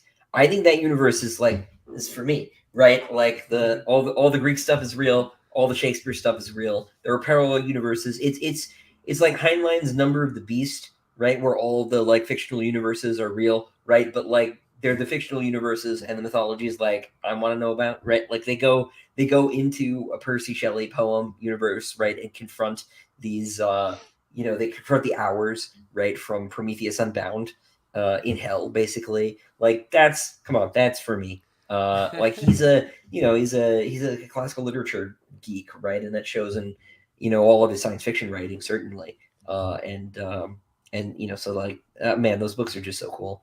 right? That's part of what makes me so attracted to him, actually, is especially since I did actually just read the Iliad and the Odyssey for the first time last year, and Jonathan was giving me recommendations a while ago about 5, space operas that I might enjoy because I enjoyed Sun Eater. I did that on the channel earlier this year, and Ilium and Olympos was one of those, and a lot of it is like, this seems like something that would be for me. As much praise as Hyperion gets, both as a series but especially as the first book, Ilium and Olympos are the ones that, like, I want to try that, like, Yeah, oh, dude, really they're so bad. good. They're so good. So People are not wrong, right? Jonathan says doesn't quite stick the landing. Like, that's totally true. But I would take 2 more of them so that we can get a second run at the match, right? And see if we can get a 10. 'Cause it's so close. I Too think perfect. the misses are worse. Like in Ilion and Olympus, there's a couple of things that just kind of like weird and gross, and there's a couple of just like odd choices. But I think the high points are just as high. Like the awesome moments in Ilium and Olympus are as awesome as the awesome moments in Hyperion Cantos for me. Yeah, there's a scene that I think about a lot where Odysseus is talking to the main guy, Hawkberry, right? Whose dad was in World War II. And Odysseus is talking about, like, oh, that must have been glorious, right? This great battle and all this stuff. And he's like, actually, like, he never talked about it. And he was, like, very ashamed, right? And like that contrast between the, like, sort of ancient world, classical period, pre-classical period attitude towards war, and the modern is like really, it's just really good, right? And that sounds like exactly my jive, to be honest. Like, just you describing that has me like, I want to read that scene right now. Oh, dude, it's so good. It's so good. Seems like it's Odysseus built has for me too. Odysseus has a vibroblade and he fights robots. It's great. It's great. Also, I'm pretty sure the last Avengers movie like might have borrowed from the end of Ilium just a little bit. The portals opening everywhere. Like it's like, sorry, but it's pretty similar. It's not that that's like a bad thing, but like if you like the portals, like not the portals, it's pretty cool. It was a really, really good book. But it does get a little bit lost, and like it's Simmons, right? So every now and then you're like, I don't know that I need to read that scene, bro. Did they need to be doing it right next to all the dead people? Like, I'm not sure. Poor Orion. Dan Simmons taught Orion in high school, right? So it's like your high school teacher, and you're reading up here, and you're like, oh no. Why am I reading this, Professor? What have you done? Sir, this is English class. But yeah, no, that one's I love those books. Those are some of my favorites. Let's see. Oh, kind of saw my name in the comments. Uh-oh. Dog looking at his. I hope it's a nice one. Have you read Night's Dawn, Jonathan?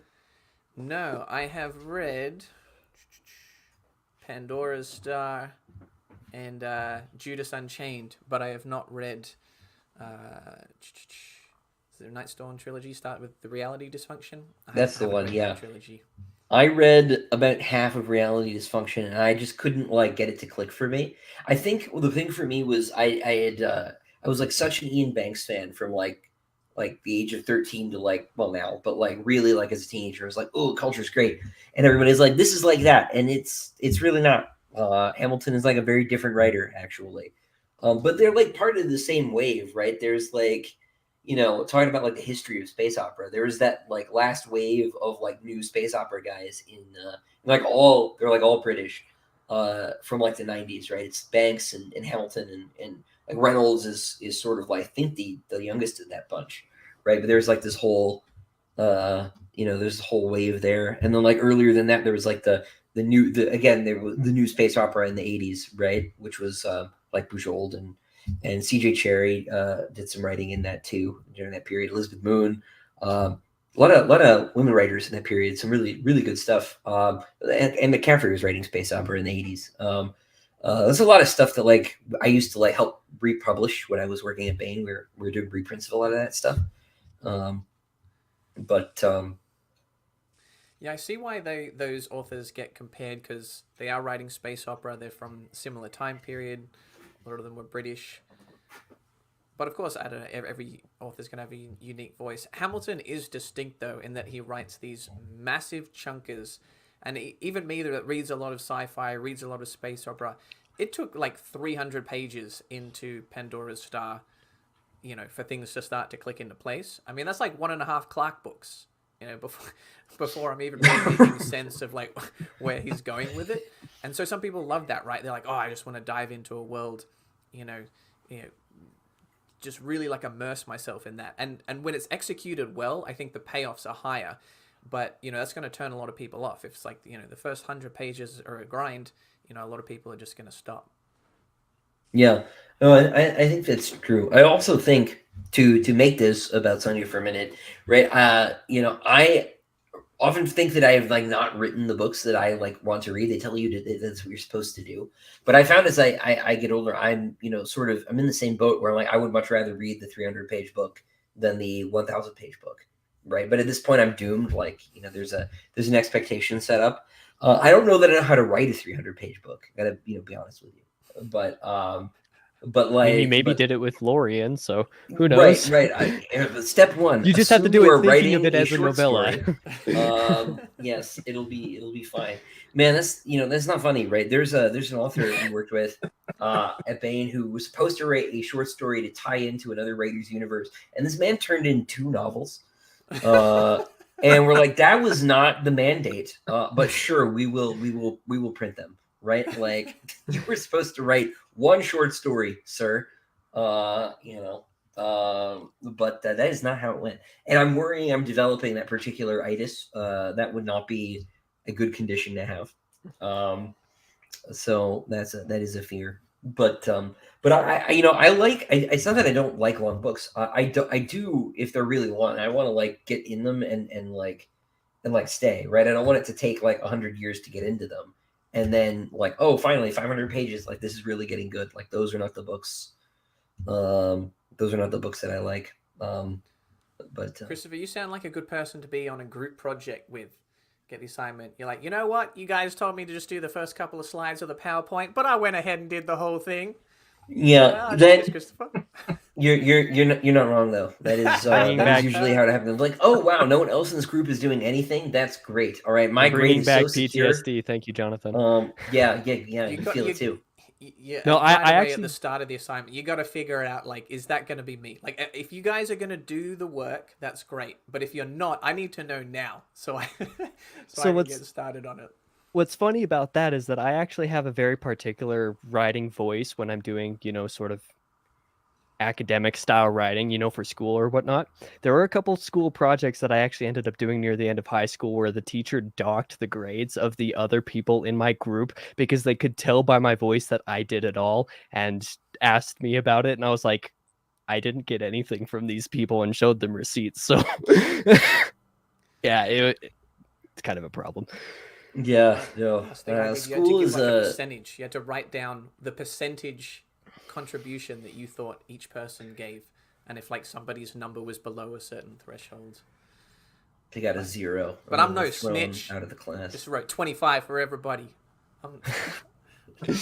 Everybody was at 0. I was at 1,000. Thank you. It was me. I did all of it. Yeah. Ugh. So zeros for everyone. Yeah. So I have a random question that I just want to ask all of you. Sort of inspired by the discussion that we had about Ilium and Olympos by Dan Simmons. If there was a piece of ancient or classic literature, whatever it might be, that you wanted to see converted into some sort of, however it might be converted into some sort of space opera, what would it be, and why? I guess, like, what about it do you think you could see doing that? It's kind of an ambitious question, but you mean like, would you rather have like Space the Iliad or Space Beowulf? Is that like sort of like, not necessarily, it doesn't have to be like a adaptation of the material into a space opera, but some sort of translation that takes the essence of that and makes it a space opera? I want Space the Oresteia because that is my favorite. That's my favorite Greek tragedy. just the whole trilogy, please. So we'll do that. But it will all be in it'll all be in actual like rhyming couplets and stuff. We'll go hardcore. That would actually be so cool, to be honest. It'll be in dactylic hexameter, which you can't do in English, really. Yeah. What about you, Stephen? I Do you would have anything? totally be down for space opera Beowulf, but I would also combine with that John Gardner's book Grendel, which is the story from the monster's view. Oh, cool. So we do like Enemy Mine, but it's Beowulf. Yeah, I'd be yeah, totally. That actually that's an sounds idea. pretty amazing. I'm not gonna lie. What about you, Jonathan, who has read a lot more sci-fi than I have? And probably a lot less ancient history. I don't know. I feel like half my historical knowledge comes from playing the Uncharted games. So yeah, maybe looking for something like a Magellan's Treasure in space. I mean, that's a pretty space opera type story. I mean, that'd be one of those like romantic with a capital R type of stories, to be honest. And that'd be but Jonathan, you say you don't, most of your historical knowledge comes from the Uncharted games, but how often do you think about the Roman Empire?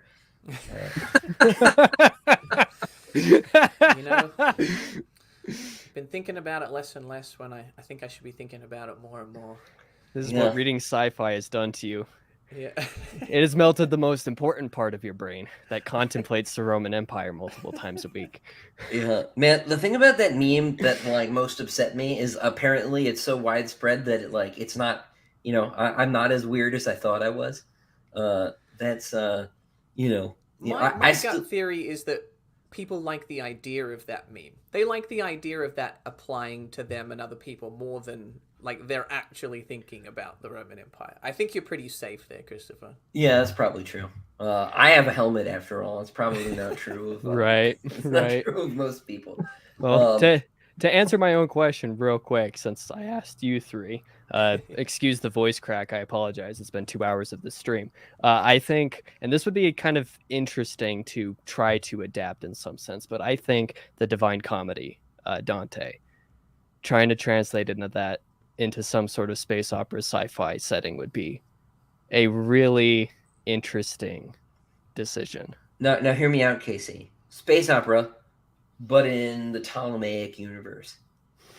All right. We've got crystal spheres with the planets attached to them. Like that's where we're going. That's I just leaked my next project. Christopher, write space opera Dante for me, please. Yeah, well, I'll pay you nothing. Just do it as a favor, obviously. I'll get the $2 from your purchase. And then gotcha. And then the however much from the Anderida edition afterwards. It's all part of the plan. One beat me to it again. I was going to say we're talking about Space Beowulf. Have you guys ever seen Outlander? Not the romance with the Scottish time travelers, but the Jim Caviezel movie from 2007. I don't even know if I've heard of it.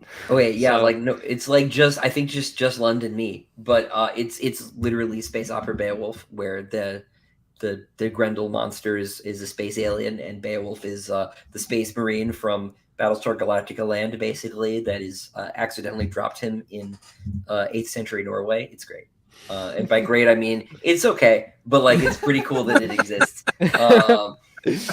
It's not like it's not that good, but I love it anyway. Yeah, it's in the bucket of movies with Beastmaster, where it's this is mine.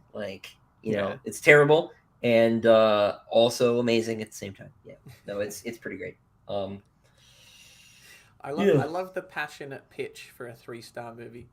It's super fun. All right, it is Space Beowulf, but it is you're not watching Goodfellas, right? You're not watching Citizen Kane or something. It's not. Ruocchio's I got the famous quote from the film tattooed on my arm. I mean, it's a 3-star movie, but I just kind of had to get the tat. It was just kind of fun, Yeah, no, I did it on a dare, totally. I didn't do this willingly. This is my favorite thing. Is that a 3 out of 9 or a 3 out of 10? It's more like a 3 out of 5. It's probably like a 6 or a 7. It's got Jim Caviezel and like John Hurt's in it. I mean, And Jim Caviezel is enough reason to watch it anyway, in my opinion. he's great. And then it's got the lady who played Madame de Pompadour in that episode of Doctor Who. What's her name? Sophia something, I think. But it's like this is the secret sci-fi origins of the Beowulf story. It's great. I like the Enemy Mine Grendel version better. You should do that, Steve. You should do Absolutely. And if you haven't read Grendel, you should. Yeah. Oh no, I have. It was required reading actually. Was that 12th grade? I think it was 12th grade. They made us read it. So it's been a minute. Sophia Miles, yes, Lund is on the ball this evening. So there we go. I was a little skeptical when people say, "Oh, I had to read that in high school." Oh, everyone had to. It was required reading. If you add up the amount of books that was required reading, it's like 60 books. I'm like, there's no way these high schools were forcing you to read all these books. Like, I don't know. Well, they're all a little different, right? Like, I actually had to read Wizard of Earthsea in 9th grade. Like, that was like one of the books my teacher picked. Good yeah. choice. Cool. There's my understanding was there were some that the county was like, you have to teach these ones. But then there was a little room where the teachers could pick their own books within reason. Oh, but then again, my required reading, this was something that my 8th grade English teacher did to try to get us actually interested in reading a book. And it worked, mind you. In 8th grade, she made us read I Am Number 4 of all books. This was the one she made us read. And the books were eternally checked out from the library for the next, the rest of high school. So you could never get them. So I had to buy them myself. So, I mean, I guess it worked, but that's not required reading anywhere else, guaranteed. Yeah, sure. If you are a teacher and you're in this stream and you have the option to pick books, give your kids a space opera. They'll love it. It'll get them into reading. It hooks them in. It takes them on a journey. They can get involved, invest in these characters, character development. They'll learn a lot of lessons. They'll learn about space. They'll learn about people. Stop making us read Catcher in the Rye, all right? 15-year-olds. We don't want to read Catcher in the Rye. We want to read Sun Eater. We want to read Hyperion, although Hyperion's maybe not appropriate for 15-year-olds. But pick a space opera. Get the kids reading. You're going to make a 15-year-old read Kingdoms of Death and Ashes of Man, Jonathan? Are you really? Look, they're sad enough already. They're in high school. I was like, me Empire at of 15 Silence, years old. Year 10, Howling Dark, year 11, Demon in White, year 12. You space it out. So they're 18 by the time they get to Kingdom. I mean, that's fair. I'm just thinking, when I was 15, if I read those, man, I would have been my wheelhouse. Give me the darkness, Christopher. Bring it. Right here, yeah. Don't worry, it's on its way. Book 6 is done. Yeah. See, for us, it wasn't Catcher in the Rye. It was The Scarlet Letter, which I know Christopher is a big fan of. He's a big Hawthorne guy. You got me, yeah. Oh man, those New England Puritans, that's my jam. Although, I want to say it was 8th grade. Our high school was 7th to 12th. So 8th grade, our teacher actually let us vote on what book the entire class was going to read. Now, my vote was for the Silmarillion. Based. And that got down. We actually ended up reading Watership Down. Okay. Which actually was pretty awesome. Yeah, that's not a bad choice for 8th grade. No. Jonathan, what would you recommend for high schoolers in space opera? Ooh, good question. What would I recommend in terms of space Ye who is opera? well read amongst us. I'm trying to think. So I think in terms of what they would enjoy, I feel like for teenage readers, maybe people that are newer to sci-fi, The Expanse and Red Rising are good options. Red Rising, especially, from what I've heard. Yeah, Red Rising, the first book, has a bit of a YA feel, but it does get kind of darker and more adult fairly quickly from there. I'm trying to think. It's not really. It's very maybe tangentially space opera, but I'm a big Andy Weir fan. I think The Martian and Project Hail Mary. The Martian is so good. They're very good. They're very accessible, and Project Hail Mary, perhaps more so than The Martian, dips its toe a little bit into that space opera waters. So, yeah, Project Hail Mary. Yeah, that's a good choice. Because The that one, Martian's like, movie is really good too. that one's pretty enemy mine too, isn't it? Right, like it's got like the alien, and like we have to like work together and figure out these engineering problems. So it's like a little bit more, It's a little more MacGyver out in there space. than like The Martian is. Yeah, I'd say the scope is a little bit bigger in terms of the setting and the concepts, but similar ideas in terms of making math and science cool, solving problems, maybe. That's Always a definitely hard, always a hard sell. That's the definitely big Ryland vibes right there, like dad vibes, baby. We're making mathematical puns as we save the universe. Making existential jokes that are also funny because I have no other way to relieve my stress. Yeah, I haven't read that one yet. I remember when everybody on Mike's server was reading it at the same time. So, but that's the extent of my exposure. I saw The Martian, but I have not read it. For some reason, when something hits that big, I'm like, nope, not going to read it. Well, that movie is actually a really good adaptation of the book. It is one of the best adaptations I've seen. Yeah, So, I erroneously said that Ridley Scott has been all misses for the last 10 years, and someone reminded me that he did that, and I was like, oh, right, yeah, like, that movie was pretty good. yeah, and that's one of the few movies that, like, that climactic scene is one that, like, actually gets me really stressed every single time, and I've watched that scene specifically dozen times. Even though I know exactly what happens, it still gets me really stressed because it's just so well done. And it has Sean Bean, who doesn't die. He had to make it out eventually. I do love the Lord of the Rings dialogue that they had in there, which was pretty awesome.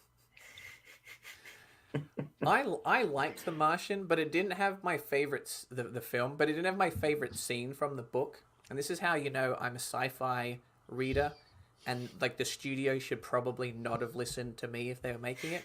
But my favorite scene is when he triangulates an incoming dust storm. All right? It's like, you know what? By the rate at which I'm having trouble with visibility, here versus here versus here, this is where it's coming from, this is the direction, and this is how long it's going to take to get here. I would have watched Matt Damon do maths for like 7 minutes. I don't know what the mainstream audience would have thought.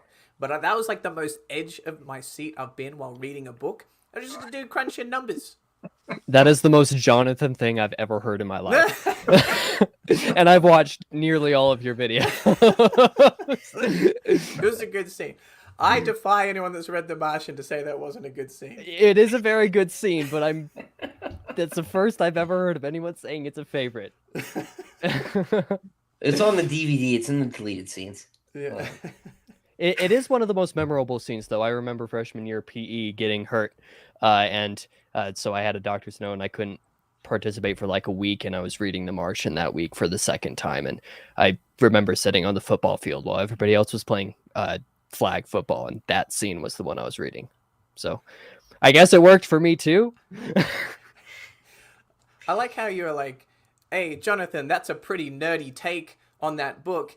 I'm going to follow that up with a story about how I was hurt and couldn't go to PE. And instead, I sat on the sidelines and read a book.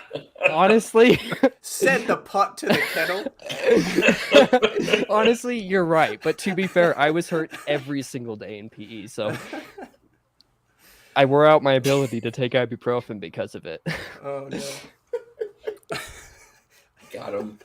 Oh, yeah, I did read whenever I wasn't participating. So you're right. You're right. That's a very Mark Watney thing to say. It's like, I wore out my ability to take ibuprofen. Oh, jeez. Next, you'll be growing potatoes in your closet.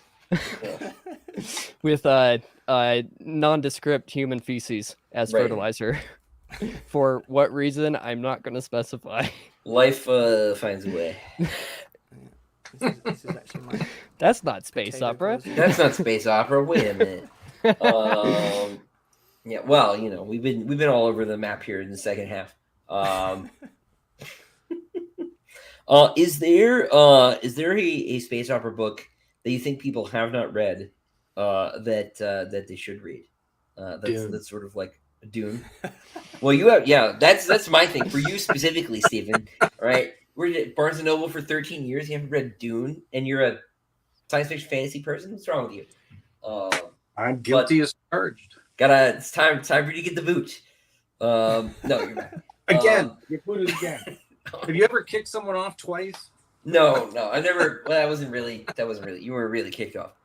But no, you set the record. I haven't kicked anybody off actually. Yeah. So you're setting records fast. Nice. Look, not reading Dune is bad. I did throw an intern out of the Bain Books office for having not read Lord of the Rings, though. I sent him home with a copy. I agree with. I was like, get out of here. All right, you got homework. Do not come back in until you're done. The publisher helped. Tony Weisskopf was right there. She's like, what's wrong with you? Like, why are you here? Like, you read Tolkien? Get out of here. So we're like, yeah, go. I approve that message. Well, before I let Jonathan answer that question, because I'm sure, he has many answers for that. He did a whole lot of space opera recommendations for me specifically because I haven't read anything. I don't have an answer except I'm going to cheat and say Disquiet Gods when it comes out as an e-arc in January. All right. You can get whatever the opposite of boot it is, Casey. You can stay. Disquiet Gods is available for pre-order, by the way, everybody. If you want to sign a copy over at quailridgebooks.com. Which I've already pre-ordered, by the way, for more brownie points. There you go. There you go. It is done. I turned it in. Thank heavens, it's finally over. All the alien is translated. I just have to worry about copy editing, which is not nothing. But I'm glad I'm not copy editing that one. That would take so much time. It's very long. I read too slow for that. It's almost Demon and White sized. It's a little bit shorter. So, hey, you got it a little bit shorter. That's a win, honestly. Yeah, I didn't want to. Even if it's menial. I didn't want to set a new record. So, well, we'll see what book 7 entails, right? Okay. I was expecting a grimace. I got it. Yeah, let's hope not. If you are a fan of Sun Eater and you're like, man, there's nothing like Sun Eater out there. Well, I'm here to tell you, there's something that's kind of like it. All right. Now, you're going to have to remove some of the heavier elements, some of the themes, some of the literary and historical references. It's not that deep. But if you're looking for a fun space adventure, sci-fantasy, similar forms of travel, some similar forms of battle, little tongue-in-cheek, very interesting characters, and some quippy dialogue, then you have to read Deathstalker. I knew it. Green. I knew it. I mouthed it while you were saying that. It's so much fun. It's one of those ones where he just throws the kitchen sink in it, and it kind of bounces around, but you're having a good time. It's a little gory. It's a little violent. It's fun. He's got characters like Owen Deathstalker and Valentine Wolf. They just have so much personality. It just oozes off the page. So if you're looking for a fun, tongue-in-cheek romp, Deathstalker, do it. So the funny thing about Deathstalker is that Simon did a Deathstalker story for Sword and Planet for me. I want to put that collection together. It was the first Deathstalker thing he'd done in like 30 years. But what's funny about it is it's like a prequel, right? That helps like set up the family. And the main character in the story is named Hadrian, and he had no idea, and I did not tell him. That's funny. So there are two Hadrians in Sword and Planet, and one is a Deathstalker. And I did not know that it was like kind of silly when I was like, Simon, you want to like do a, because we just brought him in at Bain, and my boss was like, you should totally get Simon to do a story, right? Let's see, we'll do it. And so I got it. Like, this was not at all what I was expecting. And it was really great. It was really fun. And like totally the opposite of what I was expecting for something called Deathstalker. If a friend of mine, Elan, had a great description of it. He said that if Hyperion is fine dining, then Deathstalker is a greasy bucket of fried chicken. I can second that. 100% true. Yeah, no. And who doesn't want a greasy bucket of fried chicken every once in a while, right? We all need a cheat day, right? I need fewer of them. Is the real truth. Some people You say can I'm for them because I'm chicken pot so pie. small. Yeah. What was that, Steven? The audio was choppy. You could have a chicken pot pie. Ooh. There we go. See? That's like not really cheating. Oh, Steven, do you have a space opera that like people might not have read but should? Well, more people probably read more space opera than I have, but of what I have read most recently, I would have to say The Expanse. Cool. That's one I want to get to. Yeah, I love that from the beginning, and I highly recommend that. Awesome. I will do too. As I mentioned earlier, Promise the Child by Tom Toner. I think came out around the time Empire of Silence did. Same publisher over in the UK. Maybe a little bit earlier. There are 3 of them.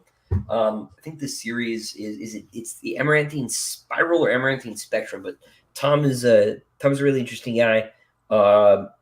And like I said, those are like, if you like Ian Banks, but like wish they were even more operatic, like it's sort of in that space. They don't have the same sort of humorous edge that Banks has, but in terms of just like the scope and the like wildness of it all, if you like Banks, if you like Hamilton, like you'll be in a good place with those. And the other one, and I remembered this earlier when we were talking about Donaldson, because Donaldson blurbed her, is Susan Matthews, who we reprinted when I was at Bain. It's her like Inquisitor. I think it's just called the Inquisitor series. The first book is an Exchange of Hostages, I think is what it's called. And there's an omnibus Bain put out called Fleet Inquisitor. If you like the darkness, Stephen, I do. It is about a torturer, and it is about him doing torture stuff, and he does not feel bad about it. And that's why Stephen Donaldson blurbed it. It is quite grim. It is very grim. But Susan is basically Miss Frizzle. Like she in real life, she is like is a wonderful lady. I like her very, very much. She's just like very sort of cackly and very pleasant. But she's just like, I was just reading about Qing Dynasty torture techniques because just a very sweet old lady. But that series is quite dark, and that's one that like nobody ever. I see nobody ever really talking about her. So Susan Matthews, Tom Toner, those would be 2 that I would recommend to folks. I like how you had to give that disclaimer, like, this isn't one of those annoying books about a torturer where he doesn't torture anybody. Like, yeah, well, it's like he feels bad about it. No. It's not that kind of book. If you call a character the greatest swordsman in the land, he's got to have to fight some people. All right? Right. Don't just tell us that and not give us the fighting. Yeah, you can't. Yeah, this is Chekhov's gun stuff. All right, you can't tell me that he's gonna, be real mean on the label and then have him not be real mean. Like, Legends come with expectations, and those require payoffs. Right. Look, if we're gonna eat a son, okay, you have to eat a son. All right. You tell me you're gonna do it. Sun Eater 7 at sun eating time. Let's go. Right. It is actually sun eating time. We're there. We're gonna do it. It's gonna be delicious. All right. The title for book 7, of course, is The Last Dab. Right. Very spicy, but we're there. So 7 title review about, a year and a half early. Yes, that's Christopher said, I'm neither cake nor pie. Son. I choose sun. Yeah. I eat the sun. Draw my fork. Right. Draw your fork, and as it's coming out, it's like Mary Poppins' bag, and it's just the size of a skyscraper. That's good. Yeah. The time has come. Yeah, but no. You gotta do what's on the tin, man. You can't call it Lord of the Rings. There's no Lord of a Ring. Like, you need one in there. All right. He doesn't have to be on stage, but he needs to be relevant. All right. Can't just be. Yeah. He's got to exist. You can't just call him whatever you want. But yeah. You're telling me that Dune takes place on a planet of sand? The horror. Yes, but not the fourth one. There's not a lot of desert in Dune 4. Yeah, because it's all philosophy. Right. Wait a minute. The sand is all philosophy. Always has been. I don't like sand. Yeah. But yeah. I think with it, sort of, that about does it. Before we go, you want to remind everybody where they can find you? I'm right here. Right here. Yeah. Like 457 East 2nd Street. Right, in real life, Come on yes. over. We'll cook some pie. We'll read Dune together. 999 undescript location in the middle of nowhere. That is. All right. Well, literally I my will location. do it then. Everyone, Casey Jonathan's channels are down in the description. If you want to check out Steve's book, Conspiracy of Ravens, I put a link down there as well. We're talking about the darkness. You like the darkness, but you want the darkness with the castles that you can imagine. You should go check out. You should go check it out. Good enough for me. I'm ordering it tonight. That's my new blurb, Steven. We're gonna change it. Appreciate it. Replace the it for the darkness. second printing. Yeah. We'll put that on book 2. Yes. I tried to get Bane to run a blurb that was just emojis, and I thought it would be funny. But there's still hope. There's still hope. No, you can only do that for Zoomer authors like me. Come on. Right. It's just got 3, rock on emojis. Reviews and recommendations as blurbs. That's the only way it'll sell, obviously. Yeah, we're this close to that, that happening. But gentlemen, thank you. Thank you for joining me. Thank you for having us. Yeah, and Zen, if you haven't already, if you're still in the audience, go ahead and send us an email. We'll get you your book. Get out of my house and into yours. But Zen, you better build a bookshelf, man. All right, these books are hard to come by. You can't just be shoving these in boxes in your closet. All right, I know that's what you do. I know you can't read them, but you better let other people see them at least. Yeah. Like, come on, Yeah, come on, bro. You gotta show off, man. All right, You can't be that selfish. On that note, guys, we'll see you again real soon. All right, Hi guys. and I'll see everyone else next week. Until next time, ladies and gentlemen, stay well.